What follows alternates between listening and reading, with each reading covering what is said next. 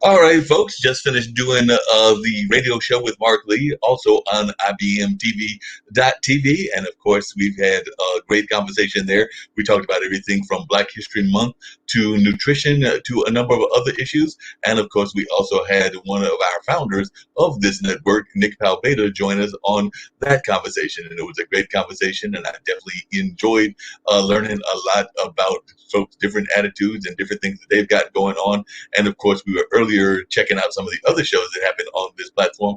I know that earlier Nick had a variety of lawyers and business folks on, and they were talking about some of the tax things that are going on that Biden is proposing. And they were also talking about some of the things on this network revolving around the coronavirus and definitely how the vaccines are getting out there and all of that. And of course, folks have been paying attention even to the impeachment trial and a number of other things that are going on in the world. I see that right now it looks like the sky may be changing a little bit. We've had rain here for the last couple of days here in Durham, North Carolina, and I was getting a little tired of that, but I understand that the weather is going to be changing and all of that. But right now, we've got some amazing guests that are associated with the film world and associated with a festival that I know very well, that being the Nevermore Film Festival and all of that. They are actually both involved in that festival and have worked in that festival, so I'm interested in learning more about their filmmaking and about their background. I've actually been sitting on the board of the Carolina Theater for a number of years, and for the last 2 years have been on the screening committee for the Nevermore Film Festival. And like so many things this year, it has gone virtual, and it's going to be in that virtual space so folks can catch it online, whereas we're used to being in person and all of that. But of course, we all know that the coronavirus and the pandemic that we're in the middle of has impacted so much of our society and so much of entertainment. So right now, I'm going to bring up our guests and everything, and I'll bring them up one at a time and learn a little bit about them, and then we'll just have a great conversation. So I'll bring up Tori first, since that's the first name that I see. So how's it going, Tori? Glad to see you join Hey. me here and everything. So definitely, I know that you've got a film in the festival, and also I'd love to learn more about your own background in film, your own background in just the world of filmmaking, and a little bit about that. And then, of course, I'll also bring up Ashley very shortly as well. But first, let's learn a little bit about you. By the way, this is the International Broadcast Media, and it has got shows that are throughout the world, actually, because we've actually got some shows that come out of South Africa. My good friend Alexandria May has a music show that runs on Sunday afternoons. Another friend, we call him Brother Mike, he runs a talk show out of Nigeria. And then we've got shows that are coming from other parts of the globe and throughout this country. So this is one of the few, if not the one of maybe less like three or four actual internet network. So they have actually created multiple programming and all of that. So that's how the International Broadcast Media is all about. And it was founded by Nick Palveda as well as Kim Calhoun. And it was during the time of the pandemic because they were hearing about this disease that was impacting other parts of the world. And they weren't hearing a lot about it here in the United States. So they started covering it on a regular basis. And then it worked its way out because they were already starting to hear about this disease because they had correspondents and friends in like China, New Zealand, and other places that were impacted even before we were, and everything along that line. So just to share a little bit about what the International Broadcast Media is all about, but I'd love to hear about your filmmaking background. Hi, yeah, my name's Tori Kostick, and I started acting when I was about 4 years old. I just begged my mom to put me in acting classes. I wanted to try it out so bad, and I instantly fell in love with it and started auditioning from a young age. I'm from Orange County, California, and so I was really lucky to have a really supportive family, and my mom would drive me up for auditions. And pretty early on, I did my first short film and then a commercial, and it kind of took off from there. And I did some short films growing up, and then moved in kind of the TV realm where I've done NCIS New Orleans, co-star in that, a guest star in a show called Dwight in Shining Armor, and another guest star in a show called Raven's Home on Disney Channel with Raven Simone. So that was really awesome. And Catherine's Lullaby is my first feature film, and I'm so thrilled for it to be in the Nevermore Film Festival. Wow! So it's your first feature film, and what was it like working on on that film? And also, I'd love to know more about what it was like working with Raven Simone, because I know a lot of folks are very much familiar with that particular actress and everything. But first, what was it like working on your first feature film? Yeah, it was an amazing opportunity. I feel so fortunate to have gone to do it. But yeah, at the beginning, I was a little bit overwhelmed. It's like I'm number one on the call sheet. I have to carry this whole film, and so that was a big task for me. But I was like, okay, I'm just going to take it, scene by scene and moment by moment. And it ended up being a really amazing experience. I absolutely fell in love with the cast and crew. We were like family, and I just feel like I learned so much and grew as an actress on the shoot. It was really a demanding role physically and emotionally, and it was just an incredible experience. Sounds like it. Sounds like it was a real incredible experience that you got to experience and all of that. So share a little bit about what it was like working with Raven Simone, and then I'm gonna bring up Ashley, who's also got a film involved as well. So I'm going to bring her up shortly. But tell a little bit about that experience of working with that famous actress, which a lot of folks know as well. Yeah, it was so cool. I was like, oh my gosh, like I was a little bit starstruck, like just being in the same room, getting to work with her and do scenes with her. I was like, I watched you like growing up. That's what I'm like thinking in my head. But yeah, she was really wonderful to work with, and it was so cool to like do the whole multicam sitcom thing. We had a live audience because we shot before COVID, and so it was really exciting. And yeah, it was everything I could have dreamed it would be. Good. And what made you decide that you wanted to be an actress? A lot of times folks feel that they're born into the field, and sometimes they develop later into the field. So at what point did you decide you wanted to be an actress, and definitely what led you into the field? Yeah, I was really young. Nobody in my family really came from an artistic background. My parents are both more in like the finances and accounting and that kind of profession. But I was watching movies when I was younger, and I could just picture myself doing that and seeing like younger actors. I was like, I want to do that. I think I can do that. And yeah, I took my classes really seriously from the start. There was other kids that were there just to goof around, but I was like, I know that this is what I want to do, and I want to do it for the rest of my life. So I was like taking it very seriously, and yeah, so I just knew from a really young age. Sounds like a great thing to do and everything. So I'm going to bring Ashley in as well. So Ashley, you've been involved in the film festival also, and I know that you've got a work in. So definitely, I know folks would love to hear more about what you've got going on with the film festival, and also a little bit about your own journey into filmmaking. So I grew up in like a super, super small town. So, moving to I'm in New York City, and moving to the big city and, experiencing being an actor was always my dream. But it's one of those things where, when you're growing up, you never think it's going to really happen. So when I was 20, I didn't tell my parents, and I went to New York. And I had appointments and auditions for a bunch of acting schools, and I got into all of them. And so, that was the start of it. So um, I've been in New York for about 13 years. I've mostly been an actress the whole time. And I mostly do indie films and indie horror films. I'm known as a scream queen. I've died way too many different ways on camera. And so the film that I have in the film festival, I wanted to flip the script and be the killer, because I feel like you don't see too many female killers out there. And when you do, they don't really get, I think, the kind of depth and backstory the way that male killers do.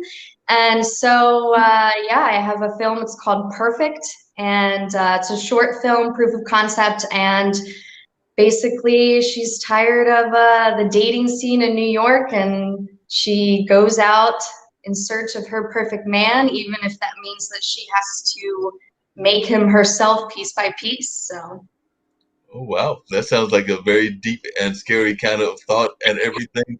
Tell us what it's like, because I've heard of other folks that have been those scream queen kind of characters. So when did you develop your scream, and how did it come about for you and everything? And then my question for both of you is, what is it about horror films that actually appeals to you? So I'll start with the scream element with you, Ashley, but I would like to hear from both of you what it is about horror films that appeal to you, because I've actually had a couple of the folks from Nevermore, and one of the things that I'm always fascinated by is that way too often you always have these horror films going on, and we see the people that are going into situations that we know are bad for them. Like, we've already seen the person being eaten by the shark, and then the second person eaten by the shark, and then the third person eaten by the shark. So you wonder why the fourth person even bothered to go into the ocean in the first place, because the other three people have already been eaten by the shark. So I was just wondering about your own thoughts as to both the Scream Queen element, Ashley, but for both of you, after we get through that part, I'd love to hear your thoughts about that whole concept of the fact that way too often us as fans are sitting there going like, they got to know that the monster is down there. As far as the Scream goes, I mean, I've been watching horror films since I was a kid, actually. When my mom wasn't away, my dad and I would watch horror films together as a kid. And in New York, there was actually a class to learn how to scream and how to die on camera in certain ways. And so I kind of perfected the scream, and you really just have to go all out, like scare the neighbors. It's got to be, you can't hold it in, you just got to let it go. So that's kind of where I perfected it. Gotcha. And Tori, and then we'll come back to you, Ashley. What about your thoughts about the fact that what got you into horror films? What is it about horror films that you love? And do you oftentimes find that you also, as just one involved in horror films, are wondering why are they keep going into those bad environments when you know it's a bad environment? Yeah, I mean, it's funny. I'm kind of the opposite. I've always been a little bit of a scaredy cat. So I haven't always been super into the horror genre because, jump scares like really get me. But I do love the psychological thriller aspects of different horror movies. That's what Catherine's Lullaby is. And yeah, it really just keeps you on the edge of your seat, and sometimes makes you want to yell at the screen when the characters are making questionable choices. And so it really keeps you engaged the whole way through. And what is your thoughts on that, Ashley? Just why people do that and everything? I'm sure that even when you were watching all those films, you had to be asking that question, even to yourself and to your dad, going like, why is that person going down there? I think that in a way that it does it to get the audience involved, because, if there's a film where they do everything that like they should actually do, I think it's not as exciting. And then, I love getting so upset and yelling at the TV when people are doing really dumb things in horror movies. But that's what the passion is that, you get that kind of interaction with an audience in a way that you're not there. Yeah, and people are just human, like they make mistakes, and so a lot of times it has to do with their own intentions or some element of their character that causes them to make that choice that we all go, no, don't do it, but they have their reason. Yeah. And tell us a little bit about Kathleen. You mentioned it, the one that you're in, Tori, but tell us, just like Ashley did, a little bit more about the description of it and a little bit about the storyline. Yeah, so Catherine's Lullaby, it's about a teenage runaway. She has an abusive father. That's my character. Her name is Lily. And she runs away, and she ends up getting trapped by a delusional man who thinks that she is his long-lost daughter. And so she has to pretend to be his daughter in order to escape. I do. Now I remember this film, and you're right. It is a very interesting film, and it's a very I don't know that people are going to quite expect the ending, because I think that it has like a quite surprising ending in my mind and everything. Because I remember as I was watching it as one of the jurors thinking that this is not exactly what I was expecting and everything, because it definitely had some of that captivity element, which a lot of horror films do have, but definitely there is a twist on it, and I'll just leave it at that I don't know will necessarily be expecting. And there was also a lot of I was wondering, did you have to do a lot of training as well? Because there is also the fact that there was some athleticism that the mistaken daughter is also involved with as well. And even though you were injured, I was wondering, did you have to do a lot of physical training for this role as well? Because I do know that there is definitely some, I think it was cross country running. I don't think it was regular track, cross country running that was going on. So how did that impact your role and your working in the film? Yeah, the character Lily, who's pretending to be Catherine, is training for a marathon. Her father, Evan, is really obsessed about getting her to win this race, and so she's training to be a runner the whole time. And I did do a lot of running before I did the shoot because I wanted to make sure I was in shape, and lots of jump roping and training. So it was a physical role for sure. And I got to do my own stunts and work with a stunt coordinator for the first time. So that was a really cool opportunity. Gotcha. And actually, how much training did you have to do in your film and everything? Like I said, I know a lot of times folks don't think about the fact that there is a lot of training even involved in the filmmaking for a variety of roles and everything. We've actually had somebody that was on our various shows here, and she's talked about nutrition and the importance of nutrition even on sets and things of that nature. So I just wondered if you could talk about the importance of your own training and what kind of maybe special training you did for your role. Well, it's hard to train to be a serial killer. But I mean, the biggest thing for me is, you know, I can cry on cue. I'm pretty good at it. But this role at the very end of the film, there's a scene where I'm like hysterically crying and laughing. And you almost, you know, when you're watching a movie, you don't realize that that take probably took well over an hour. And so you have to literally dig super deep to continue to cry and have those like emotions for an hour. So you have to really, you know, think about terrible things or things that are going to make you cry. So it's almost like a mental training in a way. Yeah, definitely. You got to go through those mental trainings and all of that.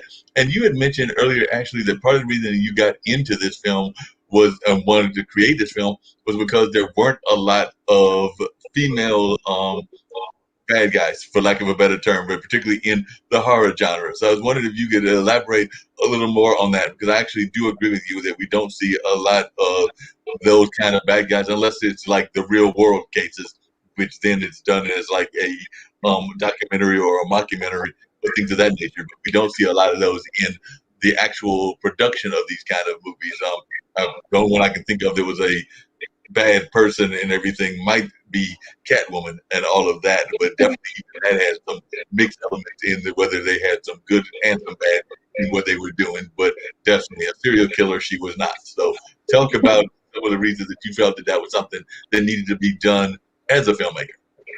Well, you know, in a lot of films, even when a woman does kill, it's usually not a serial killer. I think we've only seen it really like in the movie Monster.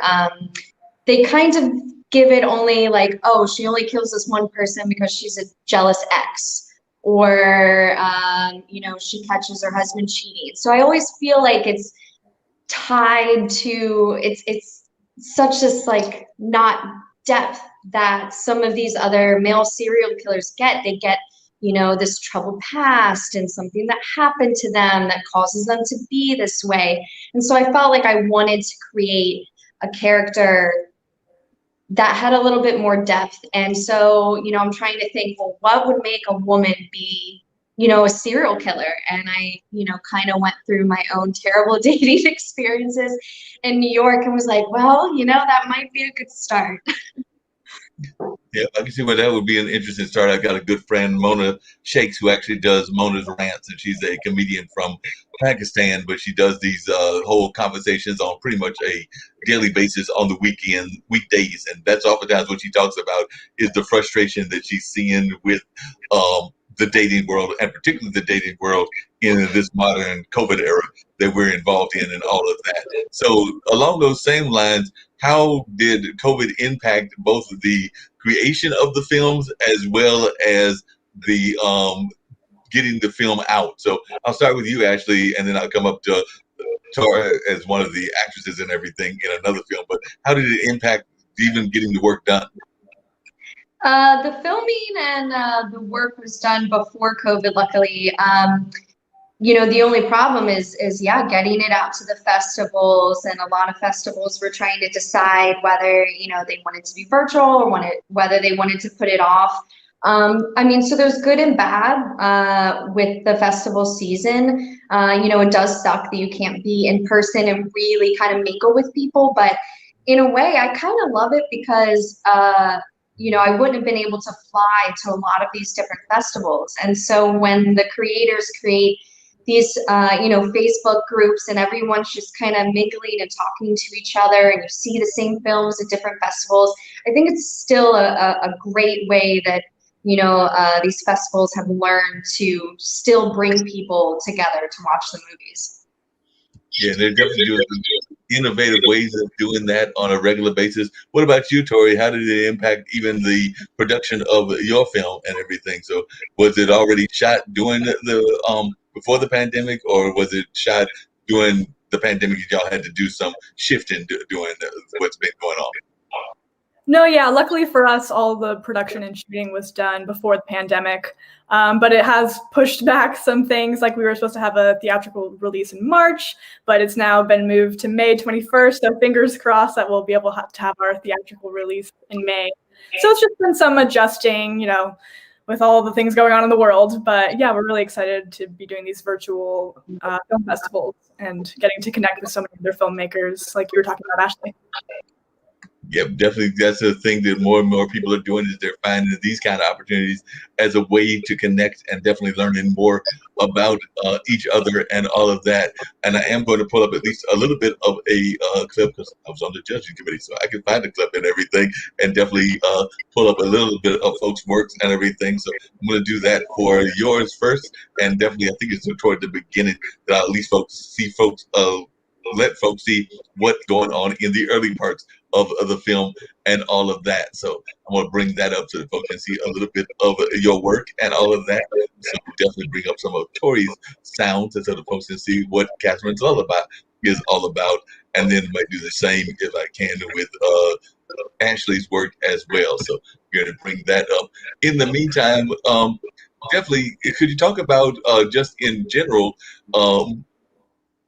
the whole concept of how you're even working now in the COVID era and everything? Are you even doing any work outside of the festival circuit in the sense of trying to still stay involved in the acting community? And if so, how are you doing that? And I'd love to hear from both of you on that. And then one of the other things that we've talked about on a number of these shows is the importance of arts education. So I'd love to hear your thoughts on that topic as well. But I'll start with the whole concept of working during this pandemic that we're in the middle of, and whether you're even able to get out to auditions, get out to do various other roles, or whether this has kind of put a halt into your acting career. So I'll start with you first, Tori, if you can share a little bit about how the pandemic is impacting your acting career over there in California.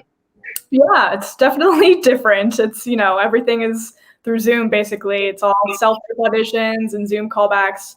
In person in the room auditions are kind of a thing of the past, at least for now. And so it's taken a little bit of time for me to adapt to that. But I really do love doing self-tapes, so it's kind of been working out for me. But yeah, I do miss being in the room and getting to interact with casting in person. But we're doing what we can to overcome this. And so I'm glad to still just be getting to do what I love even now. Yeah, definitely. And what about you, Ashley? Love to hear your thoughts on that as well. Yeah, kind of the same as Tori. It's there's going to be no in-person auditions, I think, for quite some time.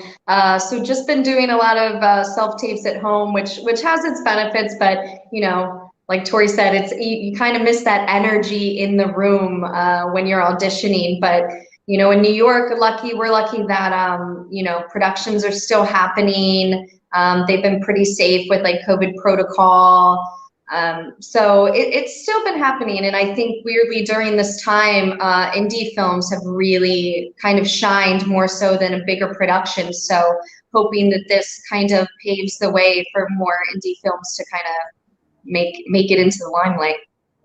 Yeah, definitely would agree with you on that. I've seen a lot more indie films and a lot more film festivals that are doing kind of like what Nevermore is doing, the virtual aspect of filmmaking and all of that. So we are seeing more of these kinds of films being done in that sense. One of the things that I know I've talked about, I actually had two filmmakers, one from Perth, Australia, and the other one that now lives in Maine, and their films will also be at Nevermore as well. But they were talking about the importance that they felt for arts and education, and how arts is a very important aspect of education and all of that, but doesn't always get the kind of play that they feel that it should. So I was wondering your thoughts on that and whether you would agree, and also just kind of your thoughts about where we are with arts education.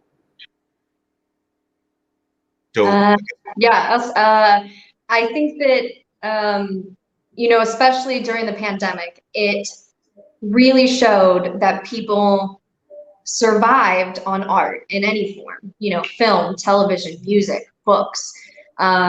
You know, people were creating and you know, as a way to kind of, you know, forget about everything that's going on. And so I think it's really important for people to realize that arts are just as important as, you know, the regular education. And I think that they should be supplying just as much help as they would to, you know, a sports team, because it's, you know, it's the same way. It's a way for people to escape. You know, in New York, we're missing Broadway like crazy, and you know, and we need it. We need the funding for it. yeah, definitely. What's your thoughts, Tori, around the same concept and the same question and everything?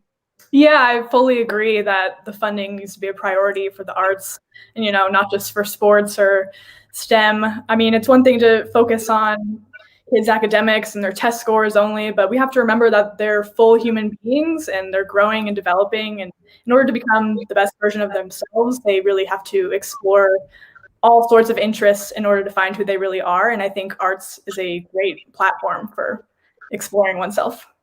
Yeah, one of the things that I can say is that I know that arts is also very important in the development of even critical thinking. And a lot of times, definitely educators and scientists will even talk about the fact that those that are engaged and enriched in the arts oftentimes are those that are better at critical thinking and able to do better in those kind of fields. So I know that there are a number of even studies around that. So I definitely think that we need to do a better job of engaging our artistic community, but also making sure that it is part of our vital education system also. And I know that even some of the founders of our network talk about the fact that they feel that we're too engaged in a 18th century model with education, even though we're in the 21st century, and that we're not doing enough to engage the arts and a number of other things, even some mainstream things like financial literacy and things along those lines. But definitely, I couldn't agree with y'all more that we've got to do something to support our artists and make sure that our artists get the just dues that they need. So I'm going to bring up a clip. I believe it's at the beginning of the film that is your film and everything, which is the Lullaby one, and we'll see a little bit of that so the folks can see what you are doing as an actress. And also, we're going to catch a little bit of that, and hopefully, folks will hear some of that going on as well. So, definitely, that is there.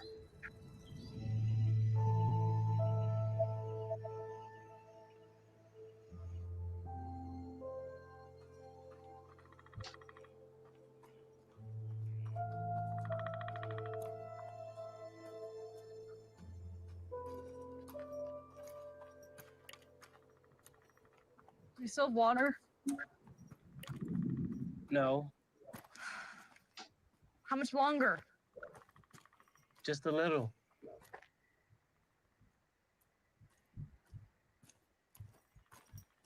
Looks like a good place. For bears, maybe. You know, I never realized how much anxiety you have. You would if you really knew me. Stay here. I'm gonna see if I can find that river. You fish the tent while I'm gone. I won't be long.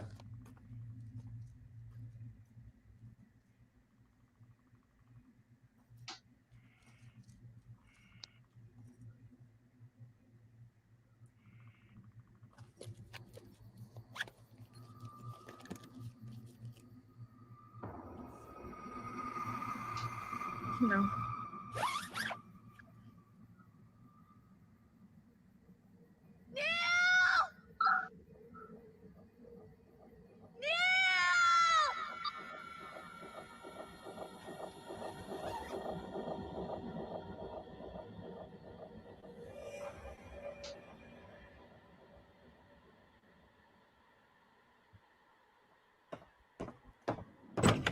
I asked you to clean up the kitchen, and what did you do? Run off to your room to write in your fucking diary. Now maybe we'll get some actual work done around here.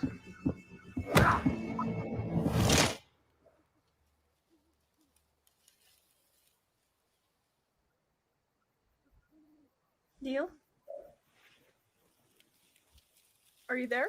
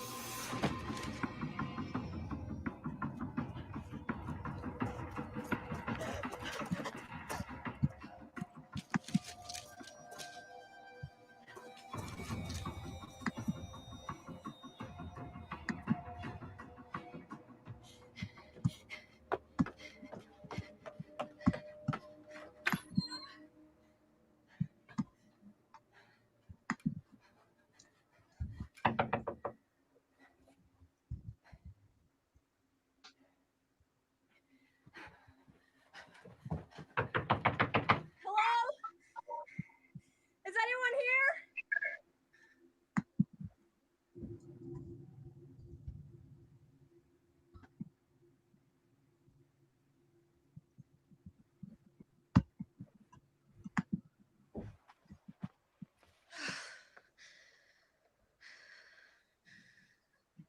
Oh, God.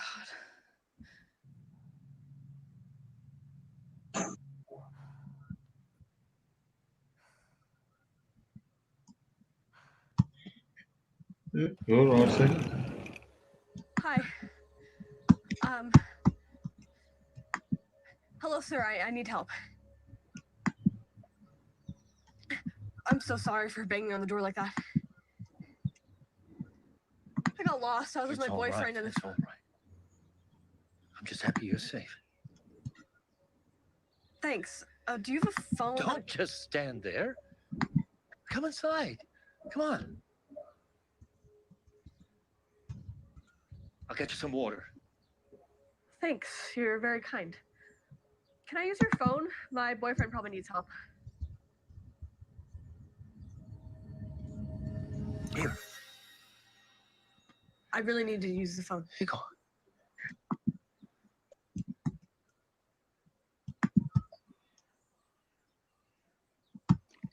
Oh, I'm so sorry. I'm not mad. You stick. You go take a shower, and we'll talk later. Excuse me? Thank you for the glass of water, but I think it's better if I go now. Where are you going? Hey, no, wait. Hey, come back here. What is the matter with you? What do you want from me?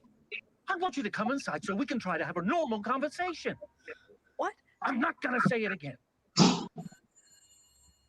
Get inside now. Okay.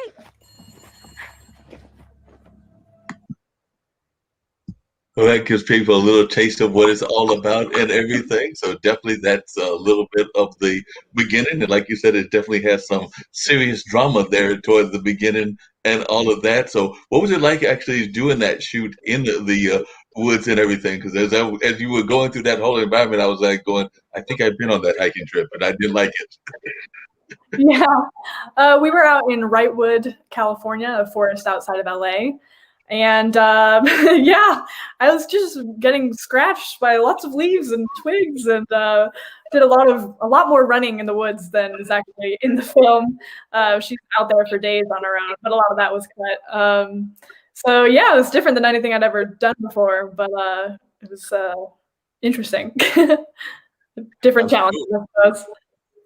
Sounds like it was quite interested in everything. What were some of the most unusual challenges that you had in shooting that particular film, other than the woods and everything? But what were some of the other unusual challenges that you faced in that particular role, and also in just that particular setting and being involved in that set? Right. Playing Lily, she has, her story arc goes a really long way, and there's a lot of high intensity scenes and emotions. And so I guess part of the challenge was, learning how to manage my energy and emotions to last me throughout the whole shoot. And it's kind of a thing where, you start out early in the morning and you have several other scenes before you have this really heavy hitting scene in the afternoon. And so you kind of have to have those really deep emotions, kind of on the back burner on sizzle until after lunch when you have to turn it up and sustain it for the amount of time that you're shooting that scene. So really just learning how to trust my instincts and keep my energy going throughout the process of filming was really vital to getting it done. And what about yourself, Ashley? What were some of the big challenges that you had in the sense of what you were doing and all of that? And I'll try to bring up a little bit of your work as well, but definitely what were some of the challenges that you faced also? We had certain deaths that with certain prosthetics or how things worked, we only had 1 or 2 chances to get it right. So that was a really difficult thing to make sure that everything worked out as perfectly as it did. So that was definitely a difficult one. And kind of similar to what Tori said, there's certain aspects where you have to be super emotionally in charge, but you've been up acting since 6 in the morning and yeah, you have to save it on the back burner. So those were definitely and then cleaning up all the blood afterwards. That was hard. Now, what did y'all use for blood? Because I'm oftentimes fascinated by that. Some people, are totally about the whole catch-up thing, and some people want something that looks a little bit more realistic. So what did y'all use for your blood and all of that? There's a store actually in New York that sells a lot of really great things like that, and so it's the blood that we used it's a mixture of corn syrup, and so it's a little bit thicker, and it's like that's that kind of darker red that real blood is, because sometimes you see in films where it's bright red, and normally blood does not look like that. So we got a good batch of blood in our film. Sounds like a real good batch and everything that y'all were able to get and that folks were able to check out and all of that. So definitely, I'm sure folks will be fascinated by your movie as well. So I know that it's a short, so I won't show as much, maybe only a minute or two of yours and everything, but I'll definitely give them a little taste of what it's all about and everything. And then hopefully they will check out the Nevermore production and see the full version of what's going on and all of that. So definitely want folks to know that and all of what we got going on, because we do like to encourage folks to see the full works and to see the amazing filmmakers that are doing this great work and everything. Before I get to yours and everything, Ashley, one of the things that you mentioned and kind of brought it up with the horror aspect, and I'd love to hear from both you and Tori, is I know that there had been a whole Me Too movement within the acting community, and there was a feeling that acting world, and particularly Hollywood, but I'm imagining even the indie world, wasn't doing enough to support women filmmakers, women talent, and just women in the industry. So as young women in the industry, how do you feel the industry is doing in that regards? Because both of you are young women, but I do remember as far back as even a couple of years ago, and I would even argue right up until the beginning of the pandemic, that the Me Too movement was definitely impacting Hollywood and the industry. But I'd love to hear both of your thoughts as to how you feel women are being treated in the industry on all the different levels. Yeah, I mean, I'd definitely say that with the Me Too movement, the curtain was pulled back on some of the really terrible things that were going on. And so now that everybody's aware of it, there's been a real initiative to change what was going on. And I can see it already with the way women are being treated on set, and also the type of roles that are being created for women. I'm seeing a lot more dynamic and complex full characters than even just a few years ago used to be the norm. And what about you, Ashley? What's your thoughts on that? Yeah, I agree. I think years and years ago, women were only portrayed one way on screen, and I think that now, they're creating these really incredible characters, and that also women writers, directors, producers are being taken more seriously now. That hey, we're here, we have just as great as ideas as you guys, and just listen to us. So I think it's come a long way. Sounds like it's definitely doing better, and that's a great thing. And it's definitely we need to see even more improvements, and definitely I know we need to see like some strong roles and all of that.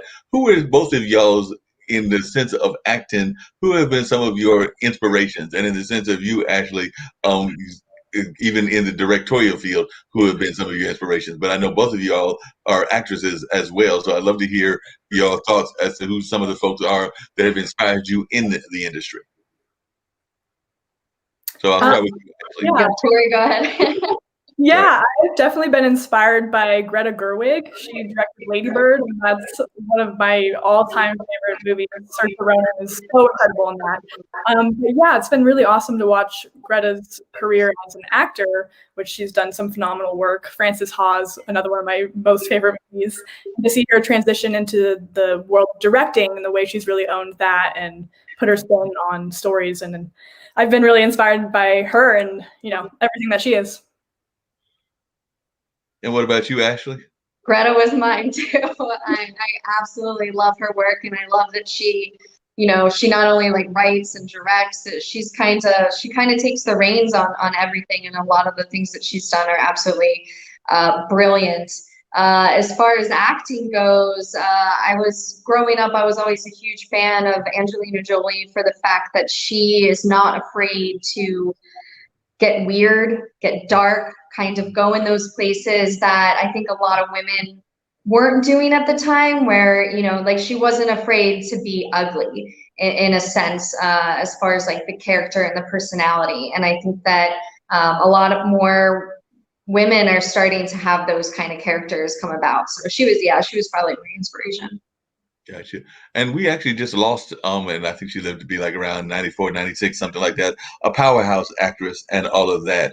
So definitely, I was wondering if you could talk about your thoughts around Cicely Tyson, because Cicely Tyson to me was an amazing actress and all of that. So I was just wondering, as women actresses, your own thoughts on the legendary Cicely Tyson and what she meant to the acting community and to the world community. I think she was absolutely incredible. And I think at an early age, she said, I'm going to do these roles that are empowering, that aren't going to portray me a certain way. And even up until the end, I was a huge fan of How to Get Away with Murder, and her playing Viola Davis's mother. She still had this energy and charisma and spunk that even on, at that age, she stole every scene that she was in. So she was an incredible actress, and definitely lost a good one. Yeah. What about your thoughts, Tori, on Cicely? Yeah, she was definitely a powerhouse and a trailblazer for us all, and really left a path for us. And it's just amazing to watch her work. So I do really admire her. Sounds great. Definitely, she's somebody to admire. I did say I was going to bring up a few minutes of Perfect as well, so I'm going to bring that up right now, and that folks at least get a clip of what this is all about as well.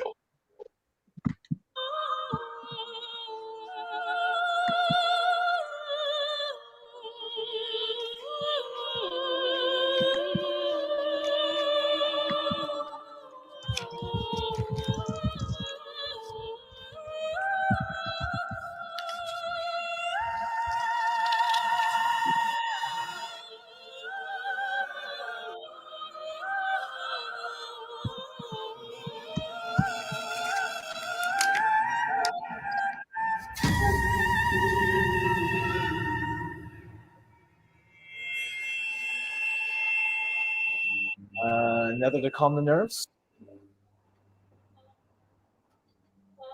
Yeah, whiskey, rocks. You got it.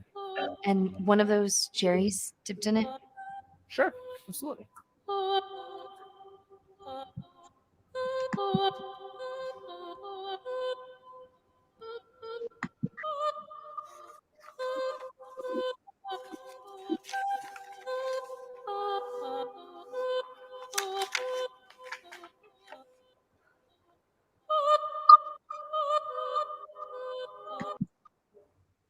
Without giving too much away, I'm already scared of that particular character. I'm already scared of that particular character already after just watching that little bit of a teaser and all of that. So we already got folks, I think, a little nervous at the beginning as they were looking at the eyes and everything else.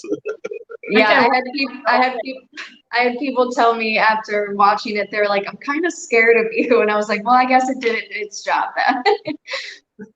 Yep, if you've done that, then you've definitely created that kind of thought pattern that folks are like, wait a minute, she might actually have this kind of personality, and it might not just be a thing that she does as an actress and all of that. Um, I know a lot of things, and this we talk about a lot of things here on this platform and on the network in general. But we definitely had a very kind of negative viewpoint of America through the world, and a lot of people were paying attention to social media at the person that used to be at 1600 and all of that. But I was just wondering, as artists, how do you feel? What is your sense of the world's perception of America, and do you think that it's improved? Or were you worried even before when we had somebody from the acting field or the entertainment field that was occupying 1600? But I just wanted your own thoughts as to America's place in the world and all of that. And I'd just love to hear your thoughts as to whether you feel we're going in a positive direction. So I'll start with you, Ashley, and then go up to Tori. Maybe now we're gonna start getting back, but you know, in the industry that we're in, there's every different race, gender identity, religion. You know, you have a lot of LGBTQ. You know, so we're kind of, you know, we embrace that. I think in the arts world, and so when you have more people coming out against, you know, the people that we work with every single day, it definitely, I think, gives America a bad look. So I'm hoping that this year we can kind of start to rebuild and that people can start coming together a little bit more than we have the past 4 years. I definitely agree with you on that. What are your thoughts, Tori? Yeah, I definitely agree with what Ashley was saying. I think also, you know, the response to the pandemic hasn't been the greatest from the past administration. And also, it's just been tough because, you know, here in the US, there's kind of an individualist mindset. And so that's kind of led to a lot of people, you know, not follow protocols and wear masks, when really we need to be thinking more in unison, like in unity, because our actions affect other people. And so I also am hoping that, you know, in the coming future, near future, we'll be able to come together and turn things around. So I'm hopeful, but it's been tough. Fingers crossed. Fingers crossed for sure. How did both of y'all find out, or your production teams find out about the Nevermore Film Festival? Like I said, I know that it's definitely an award-winning film festival, and definitely based here in Durham, where I'm based at, and all. But how did your folks find out, or in your case, Ashley, how did you find out about the film festival? So I'll start with you, Ashley, and then work my way to Tori. So not gonna lie, I Googled what some of the best, you know, not only horror film festivals, but festivals that really take, you know, kind of different types of films, and Nevermore was literally at the top. And so I just had to submit. And so I'm very excited and honored that, you know, our little gory love story can be involved with so many incredible films. There's other films that, you know, I've been following, you know, together in the film festival. And so to know that I'm with some of these other incredible films just feels, yeah, so honored. And what about you, Tori? Yeah, I'm not exactly sure how we came about it, but our director Savas must have submitted, because we know that it's a legendary film festival. It's been going on for about 22 years now. It's just one of the best for genre films, and so it was really an honor to get in. And I was additionally even more surprised when I got nominated for Best Actress of 6 other actors. So that was really surprising to me. Now, is this your first nomination as a in a film festival award situation, or have you had other nominations also? Yeah, no, this is my first one. It's my first feature lead role and my first nomination. So I'm just really ecstatic about it. Gotcha. Now, I know that one of the people that we've had on this platform before and he actually does a travel show for us. Talks about the importance of theater, and particularly we had one of the other filmmakers on last week. They were talking about the importance of improv comedy and stand-up comedy. So I was just wondering, did either one of you come out of that theater background and or the comedy background? And if so, how important was that in the development of your craft? So I'll start with you, Ashley, and then work my way to Tori. So did you come out of the theater background, and if so, or the comedy background, and if so, how important was that to the development of your craft?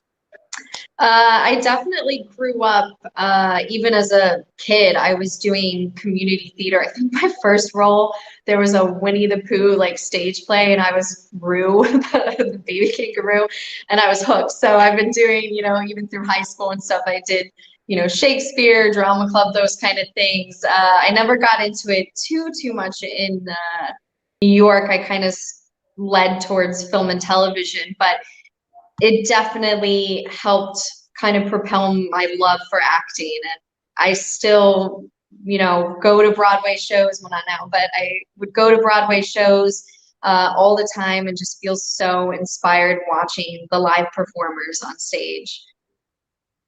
And what about you, Tori? Yeah, I definitely started out doing that when I was little. I think my first was like Sleeping Beauty, and I was a fairy godmother. So I think a lot of us can relate to having those small little productions. That's our like very first thing. But then my focus was more film and TV, and then I sort of got back into theater around like my late teenage years, and that kind of gave me some new tools to work with. So got to try out some Shakespeare, and kind of expand my horizons. And so yeah, it's made me more well-rounded for sure. Same with improv, I got into that as well, and it's super fun. So yeah. Sounds like some amazing work in that regard and everything. Now, you have some people that think that you can only make it in the entertainment industry, and we've actually got a gentleman, Henry Morales, that does a show for us called Celebrity Tuesdays, and he's oftentimes talking about the impact of California, and then of course there are people that really know the impact of New York in theater. But as folks that have engaged in the field, do you feel that you can actually be successful in the entertainment and in theater and in film, and not necessarily live in, say, a California or in New York or some of the bigger cities? Because I have heard the argument that sometimes folks feel that you absolutely must make it to either New York or California or Miami or some of the other bigger markets, whereas others are very content making films in their own communities and feel that they can even get out there in their own communities. But I'd like to hear your thoughts as to whether you feel you can actually make it in the industry and not necessarily live in either New York or California. So I'll go with you first, Tori, and then come to Ashley. Yeah, I think it definitely used to be the case where it was like New York and California were the two big places, and that was pretty much it. But over the years, smaller markets have been opening up in different places like Atlanta, Georgia, Albuquerque, New Mexico. And just with the state of things right now, with all of the activity being through self-tapes and Zoom, I think there's a ton of opportunity for actors all over the country to get started and find work in their local communities. Gotcha. And what about you, Ashley? Oh yeah, I absolutely agree. I think especially now, more people are creating things in their towns and, just trying to put it out there, and eventually people will take notice. And, I would say my advice is, especially as an actor, is to make your own stuff sometimes and make the things that you want to make. And, eventually people will take notice. And especially like Tori said, during these times when there's no in-person auditions, and you really can just create anywhere. Yeah. And Ashley, now that you've also done the directing aspect of things as well, have you totally caught that bug, or do you think that you'll go back and forth between acting and directing? And are you even looking at possibly even creating your own production house and things of that nature? Or how much of the bug have you had after you did Perfect? Well, this was my first time like producing and creating my own project. As I've gotten older in New York, I've kind of felt that, I want to learn and be involved in every aspect of film that I can, even if I'm not successful at it, because I think that in the long run, it makes me a better actor. I liked it and I enjoyed it, but I think, I predominantly will be doing acting and, be behind the camera. Gotcha. And what about you, Tori? Have you ever thought about the possibility of exploring other aspects of acting, or are you content with the acting aspect of it, or do you think that you might at some point want to direct or produce or even do some other elements that are involved in filmmaking? Yeah, I mean, acting will always be my first love, but I am definitely interested in dipping my toes in some other aspects of the industry, like directing or writing. I'm working on a screenplay with a friend of mine right now, actually. Kind of like what Ashley was saying, even if you're not good at it, it's just good to try it and see what comes of it, because you never know. And I just feel like the more that I can know about different parts of like different jobs that come together to make a film, the more experienced and more knowledgeable I can be, and ultimately the better an actor I can be, because it's good to know what else is going on set, and so you can be in the know.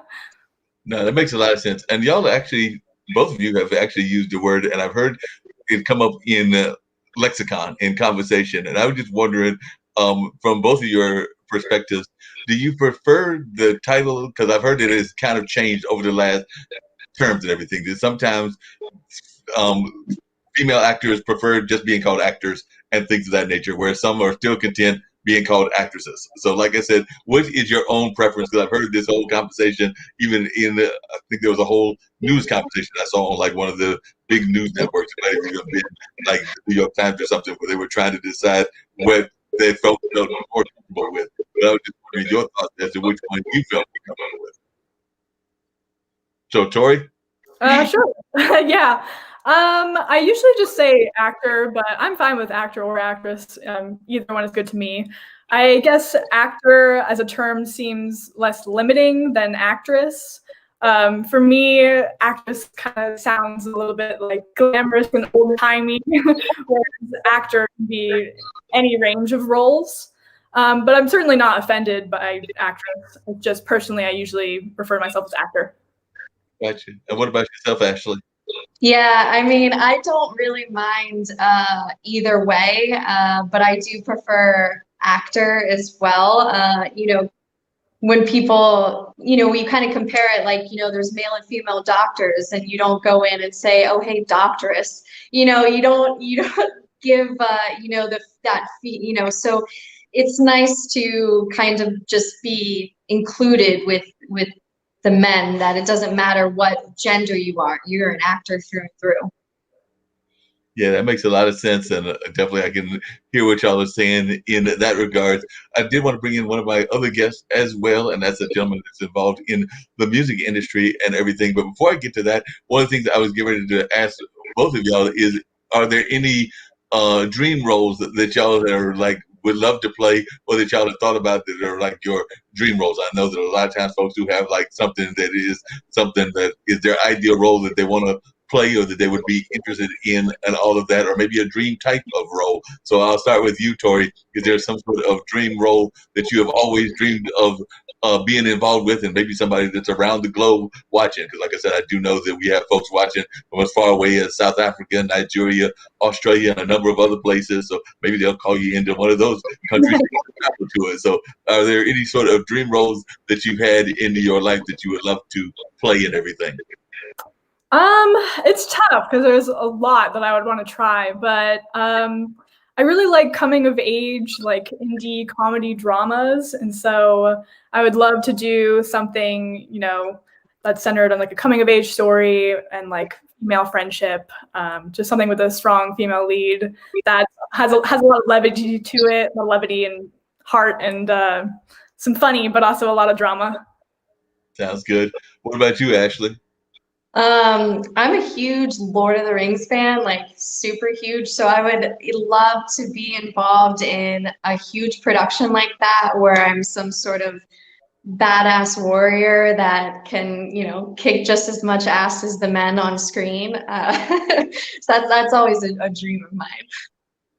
Sounds great, and definitely I could see you doing that. I know I was a big fan of Xena Warrior Princess, and definitely used to watch that on a regular basis. And there was with some very strong female characters, and there were also some great female warrior kind of characters on a lot of the Star Trek offshoot. Not so much the original Star Trek, but definitely like Deep Space Nine and a number of the other ones had some strong women characters that I could see either one of y'all playing those kind of roles and everything. So I could definitely see y'all able to pull that off.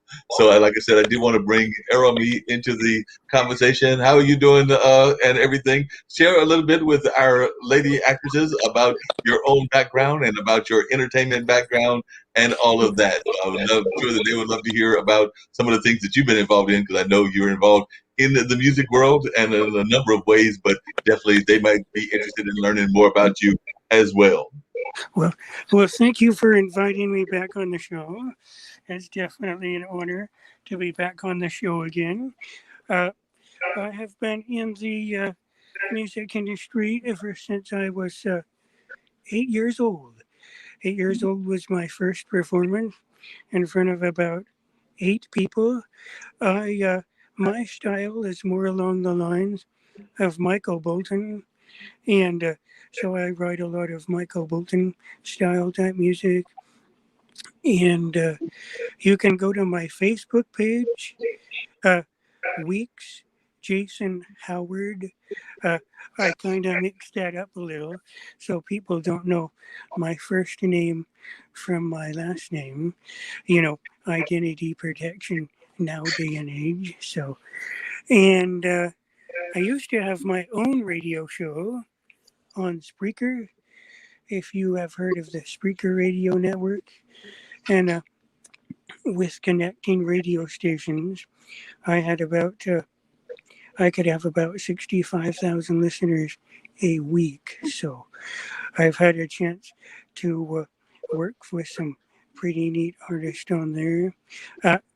This spring and summer, one of our goals is I'm recruiting new band members. So we want to go on concert tour to South Dakota this spring and summer. Wow. So tell folks a little bit about the meaning of the name Aramie Win and how that came about, because I know that that's definitely like a stage name. So I'm sure folks would be interested in learning about how that came about. It sounds a little unique, doesn't it? It's back before pop music became like the main dominant genre of the industry. It's back. If you remember about 15 years ago, when jazz music used to be, it was the thing. You know, Boney James, Jason Weber. It was in style.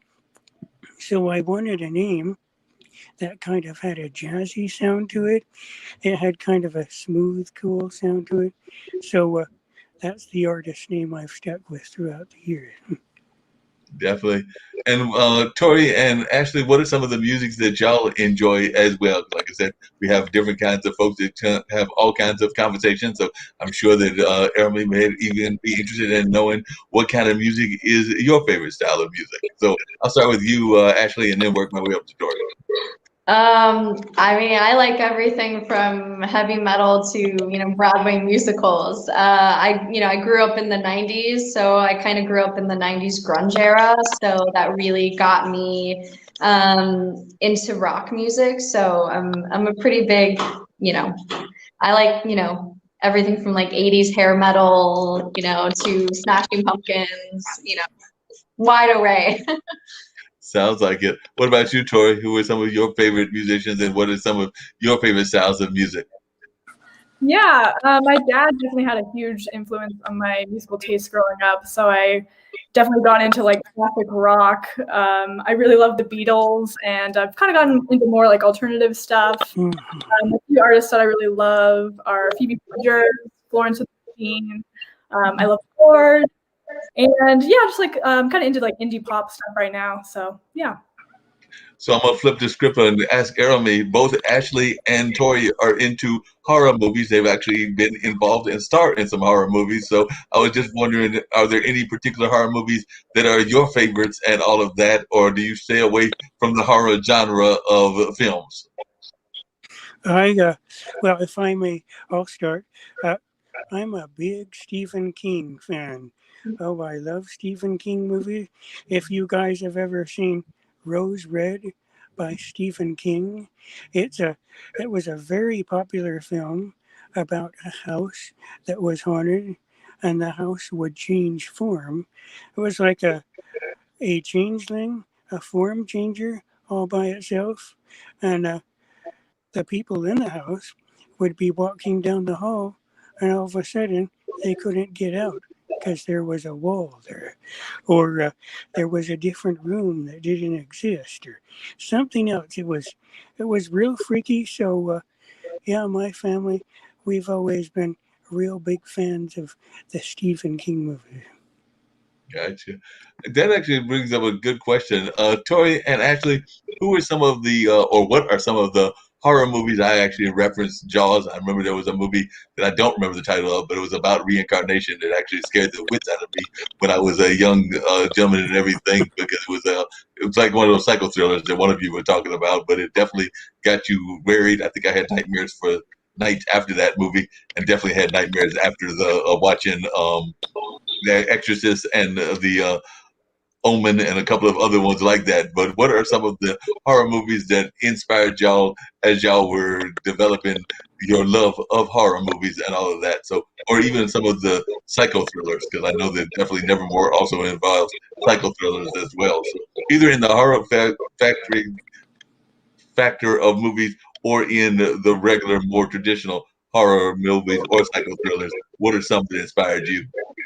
So I'll go with you, Tori. One that just comes to my head right away is Silence of the Lambs. There's so many interesting characters in that. Clarice is just such a badass. She's awesome. And Hannibal Lecter is entirely creepy, and his performance in that is just mind-blowing. So that's been a big one for me. And what about you, Ashley?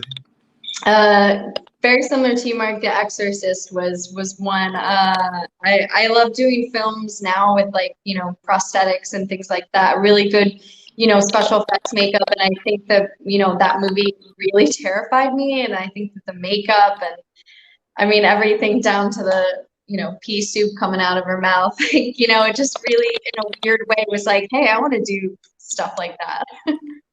And it seems like the industry's gotten a lot better. And I was just wondering both of your takes on that, because I remember watching like one of those, I don't think it was Jaws, but it was one of those kind of like monster movies. And my dad, who was probably maybe in his 30s or 40s at that time, and I was probably in my 20s or teens, when showing me this movie, and he was basically showing that one of those monsters was basically made out of paper or cardboard or something else, whereas definitely some of the monsters that look more realistic. There's VR, there's AR, there's a number of ways that they are able to make it look more realistic, and of course, even the ways of the designs are more realistic in my mind. But I was wondering, as one that has actually done studies of that, Ashley, do you find that we're doing much better in creating more realistic looking monsters? I would say 100% yes. There's special effects artists out there that they create some things that I'm like, how did you even do that? And I think that, I think it's almost scarier when it's not, CGI or computer generated, when you have something in front of you, with the prosthetics and stuff, it almost gives, it's more realistic, and it gives, I think, a little bit more that terror than knowing that it's computer. Definitely. And what about you, Tori? Yeah, I mean, speaking of like CGI, I feel like that has come leaps and bounds over the last like 10, 15 years. And so even seeing that is pretty awesome to watch, whether it's, prosthetics or like in-person stuff or like CGI or a combination of both. It really creates this like effect that couldn't have been possible like 5 or 10 years ago. And one of the things that I talked to some of my guests about on this show, as well as some of the other shows that come out of the artist world, as well as the whole world of entertainment and the world of entrepreneurship and even the world of education, is the role of, we talked about arts and the importance of it to education, but we've also seen a number of artists come out as activists. And I would love to hear all of y'all's thoughts, including you, Jeremy Wynn, as to the importance of artists as activists. I do think that whether it was Black Lives Matter, and we saw a number of artists step out, whether it was doing murals, whether it was doing other forms, or just coming out and making statements, things of that nature, and some from Hollywood, some from non-mainstream platforms as well. So I just love to hear from all three of you. How important do you feel it is for artists to be involved as activists and to definitely put their word out there in terms of supporting causes? And they can even be health causes. Like I know y'all were talking about COVID and the wearing of the mask, or even like dealing with cancers and the various other health issues that are out there and everything. So I just wondered if you could, all of you, talk about, in your mind, the importance of artists as activists and as folks that can make a change in that way and use their platform. So actually, I'll start with you, Tori, and then work my way around. Yeah, I definitely feel like for artists who are in the spotlight and they have this platform, they have a really great opportunity to use their voice and come out with statements and in support of certain organizations and movements. And if they're passionate about it, that's something that they should definitely do. And I don't think there's, I know a lot of people will say like stay in your own lane kind of thing. They just want artists to do their art, but truth is, as an artist, you are constantly observing and taking in this world, and it's not, your art isn't separate from the world. There are things that are going on that impact you, and so it's important to use your voice about what's important to you. Yeah, definitely agree. What are your thoughts, Ashley? Yeah, I agree with Tori.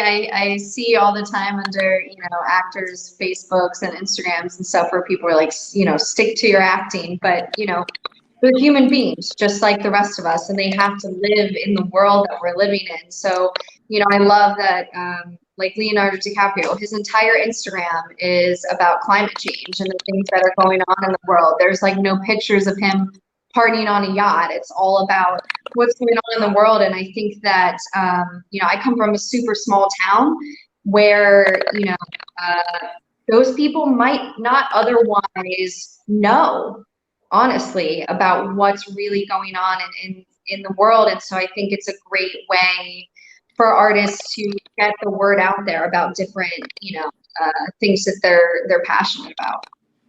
And what are your thoughts, Jeremy Wynn? I think that when, especially for a music artist, a fan base, a very strong fan base is very important to a music artist, because, your fans are your success.